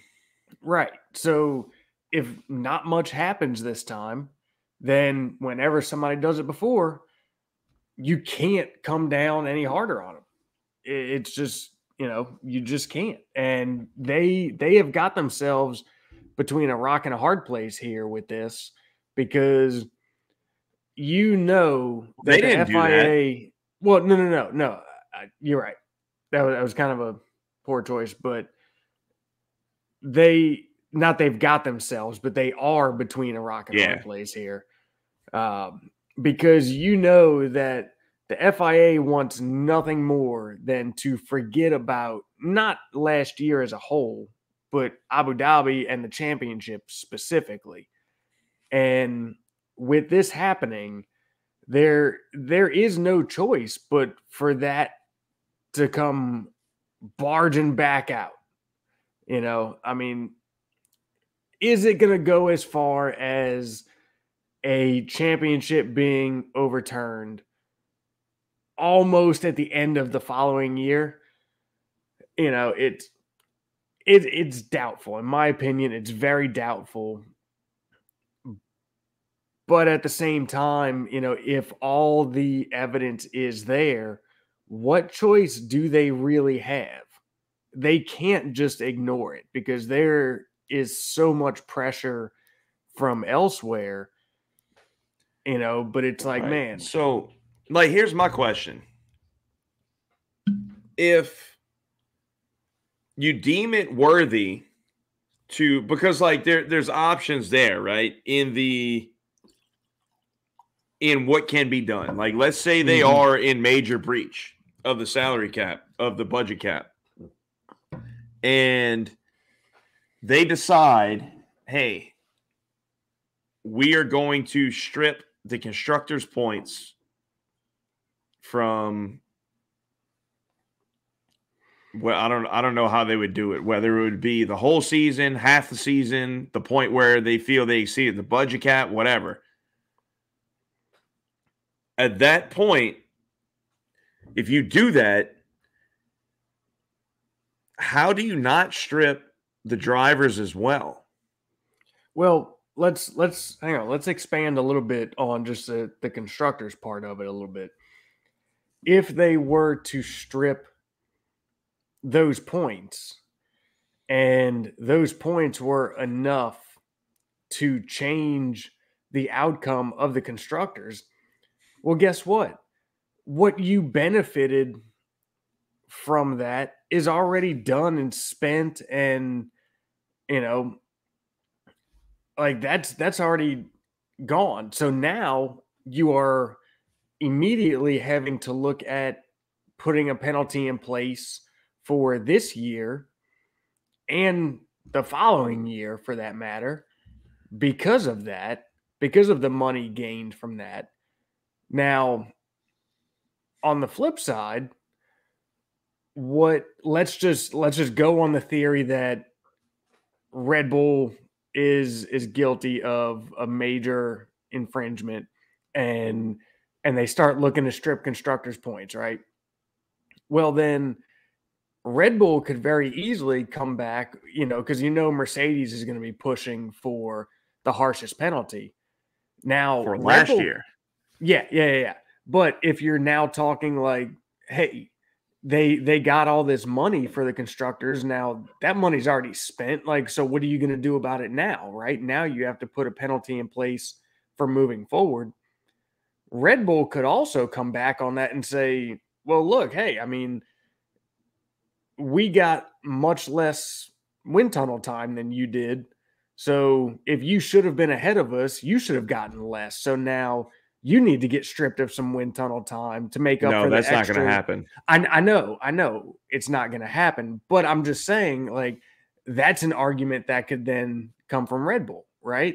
Yeah, but no, it So, can't, like, because it could. Will it, and would it get anywhere?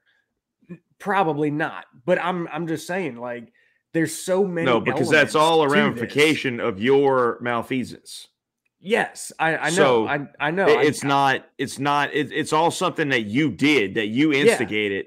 So Yeah. you can't, like, that's not a valid argument. Like, if they come, they're not dumb enough to come back with that.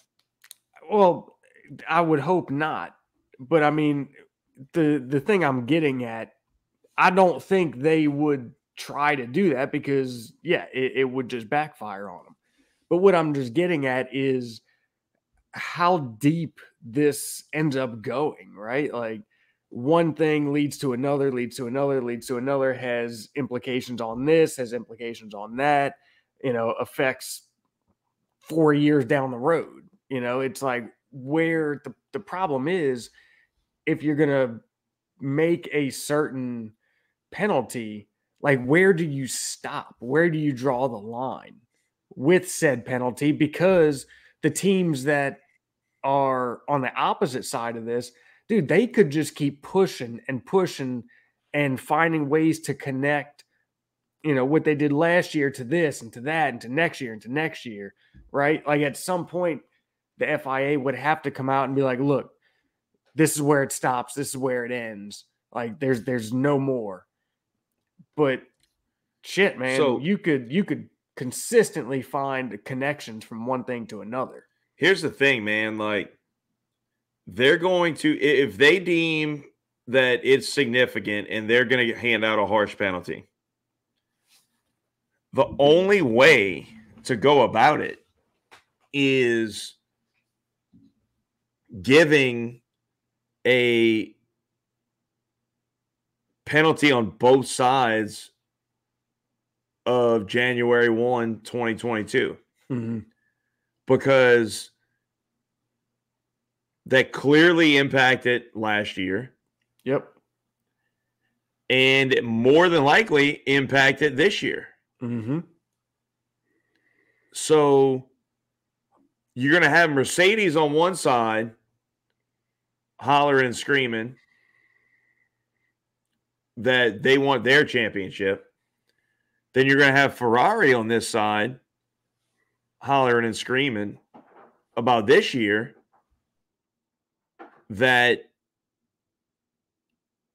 you know, they want justice served on for now too, because, and it's going to take forever, because then you're going to have to get down and look and see, okay, well, how much of this money was, or any of it was allocated to this year. Maybe none of it was allocated to this year, and they just went all in on last year to win. Right. And I would imagine all the paperwork they have to turn in, I'd imagine it's broken down in detail enough to where if, again, this is all hearsay at this point, but if this is the case, I would imagine that they are able to identify and isolate, was that overspending done towards last year's car or this year's or both, or, you know, I would have to think that the records would really indicate that. So I don't know. Like, I can't imagine, like, let's say Red Bull was overspending in a, with, I guess, in a malicious way. They're not going to turn in paperwork that if the salary cap's at 145 mil, has them at 154. Mm-hmm. So where is this coming from? Yeah. Like, because Red Bull's sitting there saying, like, dude, everything's in line. Like, I don't know what all this is. You know where it's coming from. Like, we didn't turn in paperwork that says we're over. Yeah. Christian Horner has come out and said, like, we are 100% confident that we are within the budget. Yeah. You know, so where is this coming from? That's another very good question that we don't know the answer. Where is it coming from? Like, that they went over is one question. Mm-hmm. A bigger question that I have, and a huge problem, is who and why this got leaked from the FIA. We should have no idea that this is going on right now. Right. This is a massive problem. Mm-hmm. The fact that you have somebody in there judging from, I mean, let's just connect the dots here. It seems like, I forget that guy's name. It seems like it's Toto's buddy and former employee who's a high-ranking guy within the FIA currently. But regardless of that connection, it just seems like that because Toto seems to have an awful lot more information than anybody else. Yeah. It is egregious that somebody of that position in the FIA is going to be putting this information out into the public before it's ready to be put out.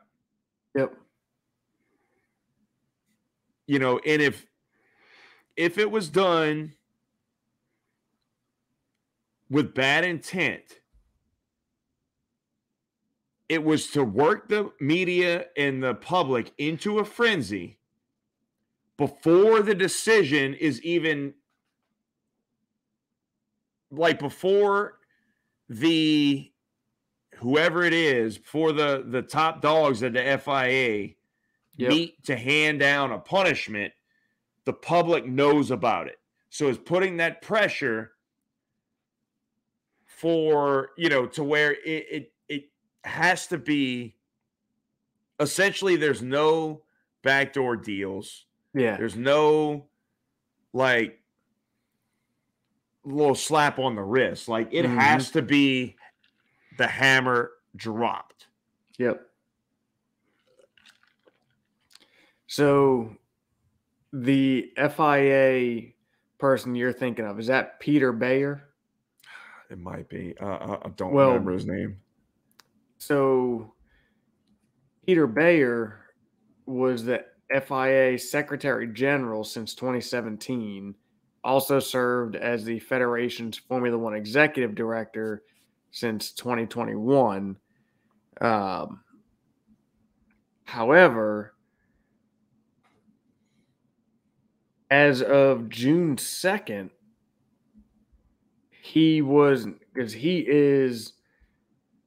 I'm trying to find what his exact connection to Toto was. Mm-hmm. But he was replaced with former Mercedes employee Shayla Ann Rao. I probably butchered that. But she had been Toto's legal advisor at Mercedes and was also, what was it? She was the legal director within the FIA from mid-2016 to the end of 2018. Then she moved to Mercedes for 3.5 years, where she was a chief legal advisor and personal advisor to Toto. So There you go. Yeah, there's definitely some connections there. Bro, that's just, if that's the leak, that needs to be dealt with in just as hard of a manner. Yeah. That is absolutely freaking acceptable, dude. Now, and let's also point out, like, if we're speculating here that this is who it is, like, by no means do we have hard facts. This is just kind of what's being said and what's speculation. If she was to be the leak, not that it's acceptable for any FIA personnel, right? Like, it's not kosher for any of them. But to be the legal director and be doing shit like that, like, really? Right. You must have missed that day at law school or something about ethics. Legally, she probably didn't do anything wrong. Ethically, she was way off the mark. But legally, maybe she didn't break any rules. Maybe not. I don't know. She might have missed ethics day. Yeah. But yeah. Like, dude, this is. I mean, it's either way. Like, it's just the whole situation is just shit. It's a terrible deal. Mm-hmm. The first year of having a budget cap or salary cap, and you're having stuff like this that come out. Right. It's not great. The fact that Christian is coming out saying, like, look, we're confident that our numbers are good. Like, dude, if they screwed up by 7 to 10 million, like, Christian is not a dumb man. Like, if they were off by that much, he would never try to just play dumb and be like, yeah, our numbers are fine. Oh, whoa, wait, where'd that 7 million come from? Like, right. It's so the fact that he is saying that they're innocent says a lot about the whole situation as well. That's not just them not wanting to admit guilt. Because, look, if it was like $100,000 that they went over, right, then that'd be a different story. You could be like, no, our numbers are good. And then something comes up and it was like a simple oversight. You're like, oh shit, or like even something like that. Like, it's easy that could to be write off. That could be a damn clerical error for all you know. Like, you may not have known about it. 7 to 10 million. There's no way you didn't know about it if it really did happen. Right. I mean, like $100,000, you could chalk that up. Like, listen, we had safety concerns that we had to address. Right. whatever, Yeah. whatever it may be. Yeah. It had to be done. Here's what it is. Yeah. Here's what it was for, why it happened, blah, blah, blah. Yep. And you're probably good. Mm-hmm. But yeah, I mean, the amount is everything. Yep. But another interesting thing is in terms of like the pressure that Ferrari would want to put is they're just pulling themselves out of the hole that they were put in by their own doing for unspecified reasons, but for different reasons. I believe the reason why it was not specifically stated exactly what, like there's theories out there, and there's some stuff was leaked, but something to do with the way the fuel is measured as it's being pumped into the engine. They were able to circumvent whatever measuring system that the FIA has, measuring sensor as to how much is getting dumped in. Mm-hmm. But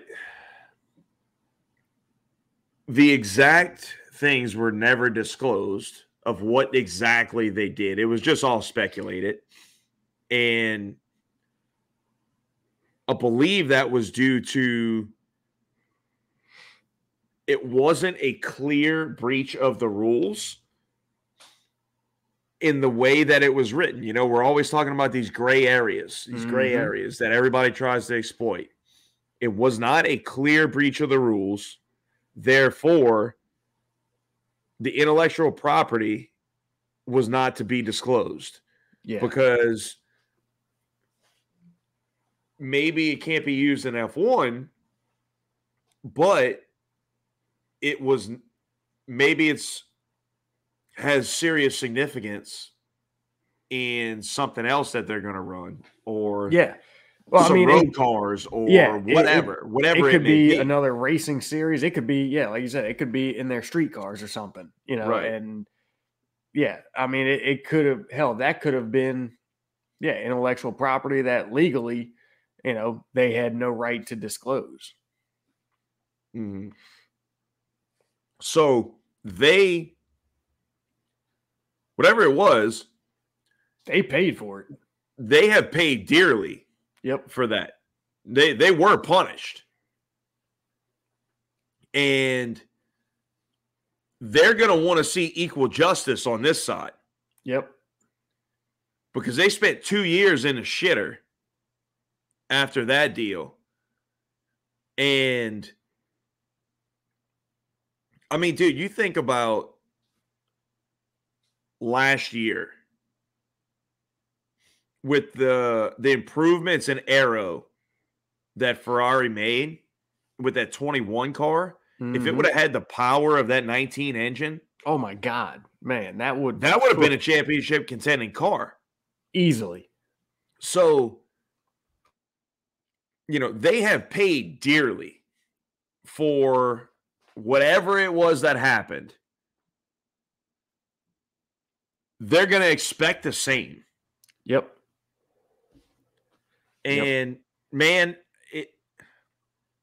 it absolutely sucks that we have to deal with this. Mm-hmm. And I hope to God, my sincere hope is that I've heard it's going to be announced on the 4th. Maybe that was before all this shit blew up. I don't know. I'm hoping it comes out tomorrow. And my sincere hope is that they come out and are like, everything's in order. That was bad information. And, the person that started that rumor is no longer employed here. And it's handled, everything was good. Everybody followed the rules. Everybody did what they were supposed to do. Yeah. And we can just move on. However, I don't really have the feeling that that's what's going to happen. Right, right. I think no matter what, there's going to be some muckiness of the situation. And if it is as big as it's leaked to be, or even remotely close, it's fixing to go down. It's Hmm. fixing to get super messy. Oh yeah. Well, something I just now read that I find is very different than anything else. The FIA's views on the matter, and this is talking about budget caps and just judgments on them. The FIA's views on the matter are final, with the sport's financial regulation stating there shall be no right of appeal against any decision by the cost cap administration to issue a compliance certificate to an F1 team. So they've already laid out, like, look, we're not messing around here. There is no appeal. If we say yay or nay, it is what it is, and that's the end of it. Damn. And that's stated in the regulations. That's aggressive. Yeah. Now one other thing, if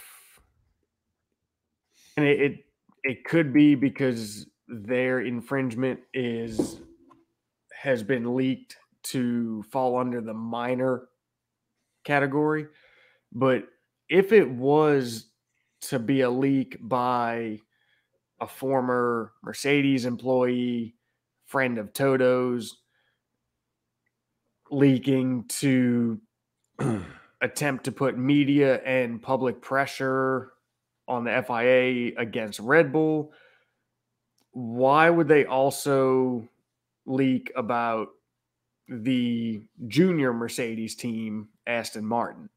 Because you I have mean, to. If they're well, the only two out that are actually over, and you want right. credit, you want to be credible.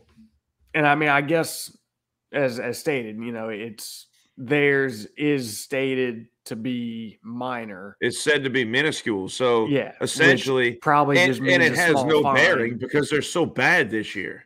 Right. It's like nobody cares about it. Yeah. Everything that everybody cares about is Red Bull. Yeah. And And that'll just die in the whatever that news, and they penalty do may that. be, it probably has nothing to do with points or, what small amount of points they had or have being stripped. It's probably just a small fine or, maybe Yeah. an adjustment to their budget cap in that same amount It may for even next year. be a warrant. It may even be like a reprimand. Right. Depending on how small. Yeah. I don't Right. remember what the figure that was what it was supposed to have been, but it was not much. I say not much in terms of F1 F1. terms. Yeah. Right. Yep. So yeah, man, it's going to be very, very interesting these next few days. Maybe tomorrow if Yeah. if it does come out on the 4th like what was originally slated. Tomorrow could be very interesting. Absolutely. I mean, it could be game changing. Yeah. In terms of F1. Like tomorrow could be a day, and by the time this comes out, oh crap. By the time this comes out, it'll be the day after. So yeah, we'll be a day behind. But either way, October 4th could be a historic day in F1. Yep. So look, man, I mean, it could be for some bad reasons as far as Red Bull's concerned, but I'm cool with sharing my birthday with a historic date in F1. Yeah. Like happy, I guess in a few minutes in your time, it'll be your birthday. So happy birthday. Yeah. Thank you. Yeah, I got about 4 minutes. I was gonna give you a shout out, but I wasn't sure if you wanted your birthday out. Oh, I mean, the hell, whatever. It's everywhere now anyway. You probably got it on Facebook anyway. I don't know if it is or not, but if it's not, enough people on Facebook know when my birthday is to where they'll be commenting anyway. So it's like, what Right. the hell? Might as well, you know. But yeah, man. Look, dude, I'm nervous about it Mm-hmm. just because I can already feel the just how much shit's about to get stirred up. Oh my God, man. It's already getting stirred up. It is. The pot's about to overflow is what's about to happen. But if it comes out, right now, like it's still kind of got a lid on it just because nothing's official. Yeah, yeah. The second it comes out that they breached it and there's a number attached to that, dude, it's gonna be mayhem. Yeah. It's gonna be a shitstorm. And all the fans are gonna want answers. All of the team principals are gonna want answers. Yep. Everybody. Yep. It's not gonna be pretty. It's gonna be a bad, bad, bad deal. Yeah. And I don't think it's something that is going to be recoverable quickly for Red Bull. Mm-hmm. Whatever punishment is dealt out. Yeah. Also, even if for Red Bull, it seems like the Porsche deal is just dead. I haven't heard anything more on that. Yeah, it's dead. It's not happening. Man, even if nothing comes of this, dude, like the allegations alone carry such weight against Red Bull. Mm-hmm. Like, even if they're found to have not been in any breach, I mean, dude, they've already had their shit drugged through the mud, And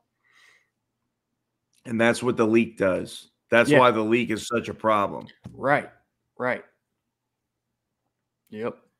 I mean, Toto has been adamant about this. And he didn't get his information from nowhere. Mm-hmm. On the flip side, Ferrari has only commented on it when asked about it. Yep.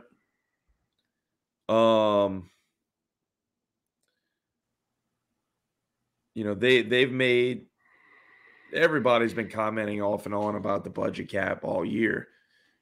But in terms of this, Mattia has essentially just been responding to questions about it, like, hey, what do you think about Red Bull and this and that? And he's like, look, if they broke it, that's a problem.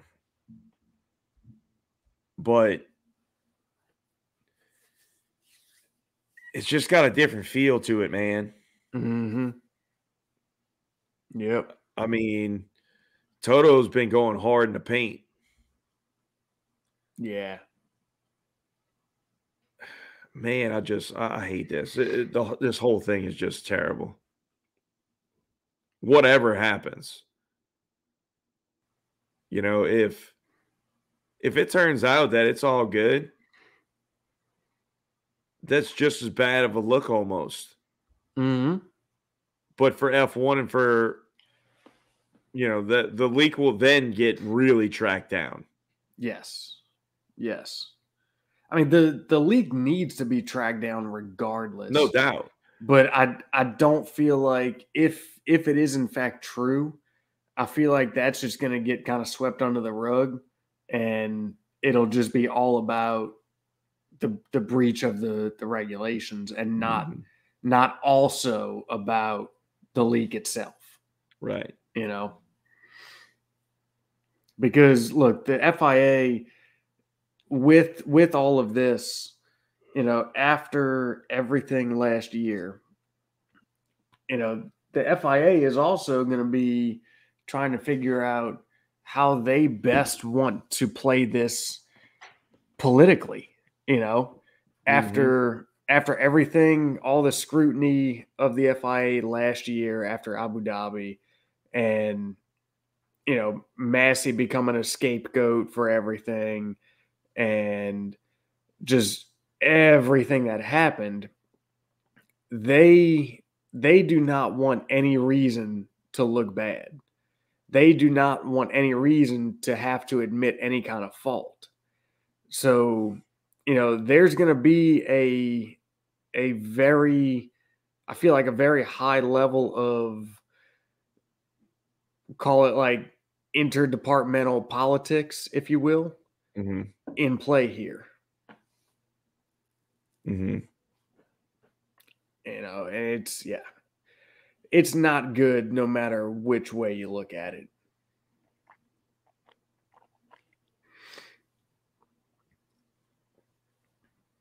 So, but hopefully tomorrow we'll see. I hope we have some answers by when we get back on here next Monday. Yeah. And I don't want this shit to drag on throughout the remainder of the season. Mm-hmm. Because I want to know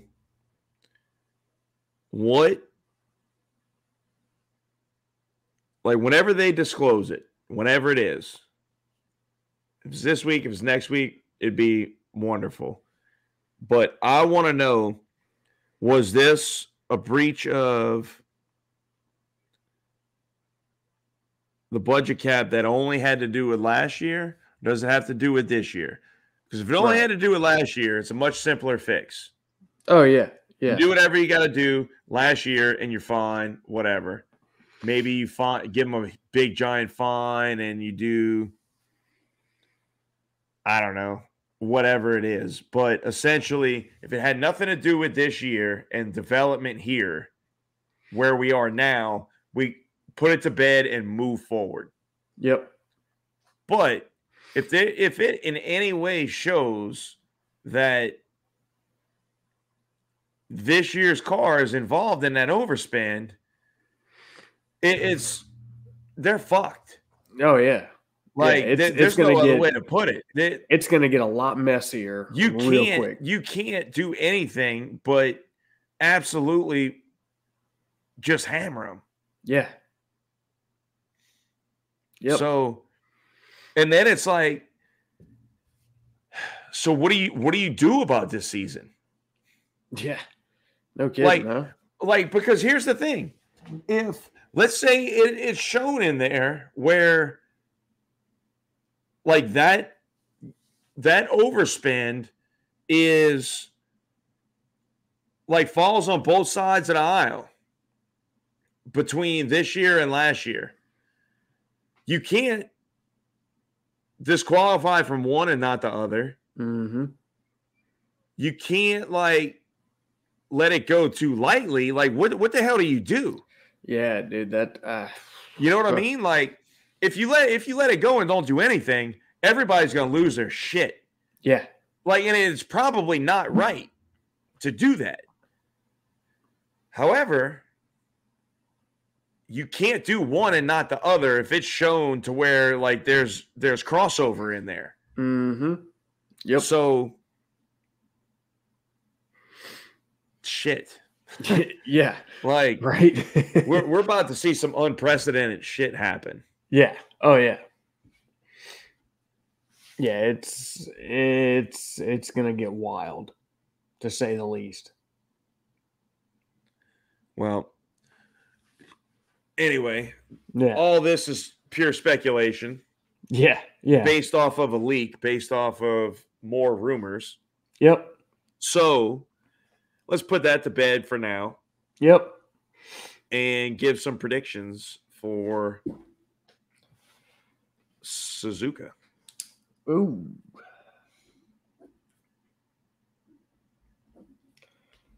You know,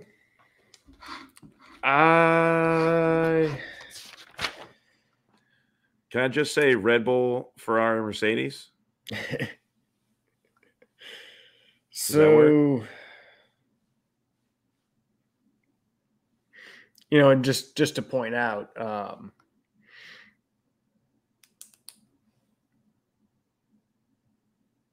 no, okay, never mind. We both had one correct from this past weekend. Yeah. You had Carlos in third. I had Charles in second. Mm-hmm. All right. Man. I'm going to say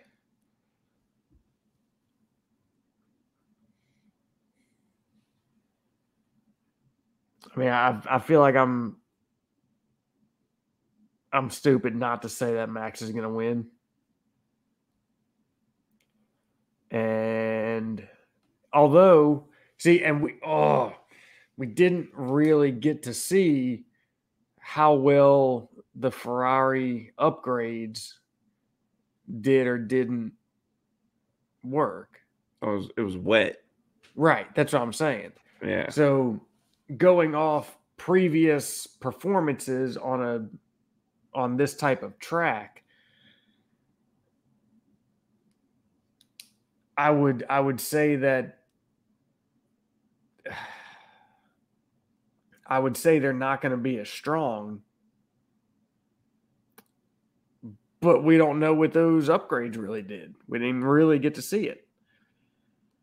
Man. And those upgrades, I don't think would have shown a ton on this kind of track. Not a ton. That Singapore was. There would have been a few spots where you could get a glimpse of it. I'm going Max, and then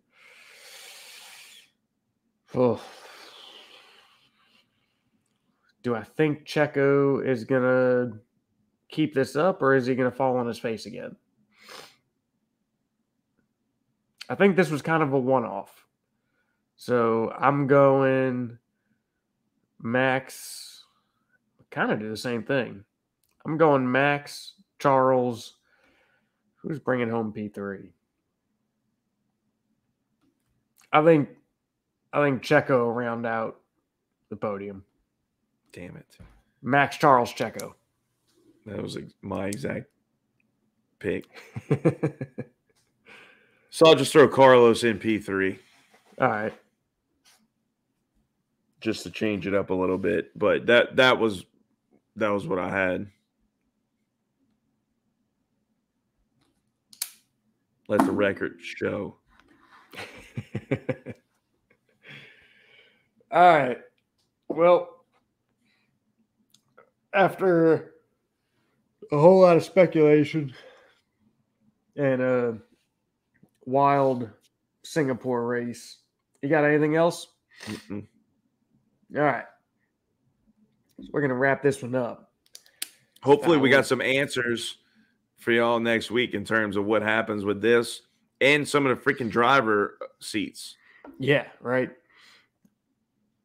Eventually, we're going to have answers. Hopefully sooner rather than later. Might be March next year. Yeah, I know, right? All right. So I will leave you with this. And normally I try to some kind of way correlate, the end of the show quote with something that happened. I got nothing on this one, but I just kind of like the quote. Thought it was pretty good. If is a very long word in Formula One. If is F1 spelled backwards. And that would be the former F1 commentator, Murray Walker. So, that being said, we will be back after Suzuka next week. If you are catching this on YouTube, give us a like and subscribe. There's a link down at the bottom to our link tree. That'll take you to our website with all the podcast platforms we're on, as well as our social medias. If you're listening on the podcast, there will be a link in the description for the YouTube video of the podcast,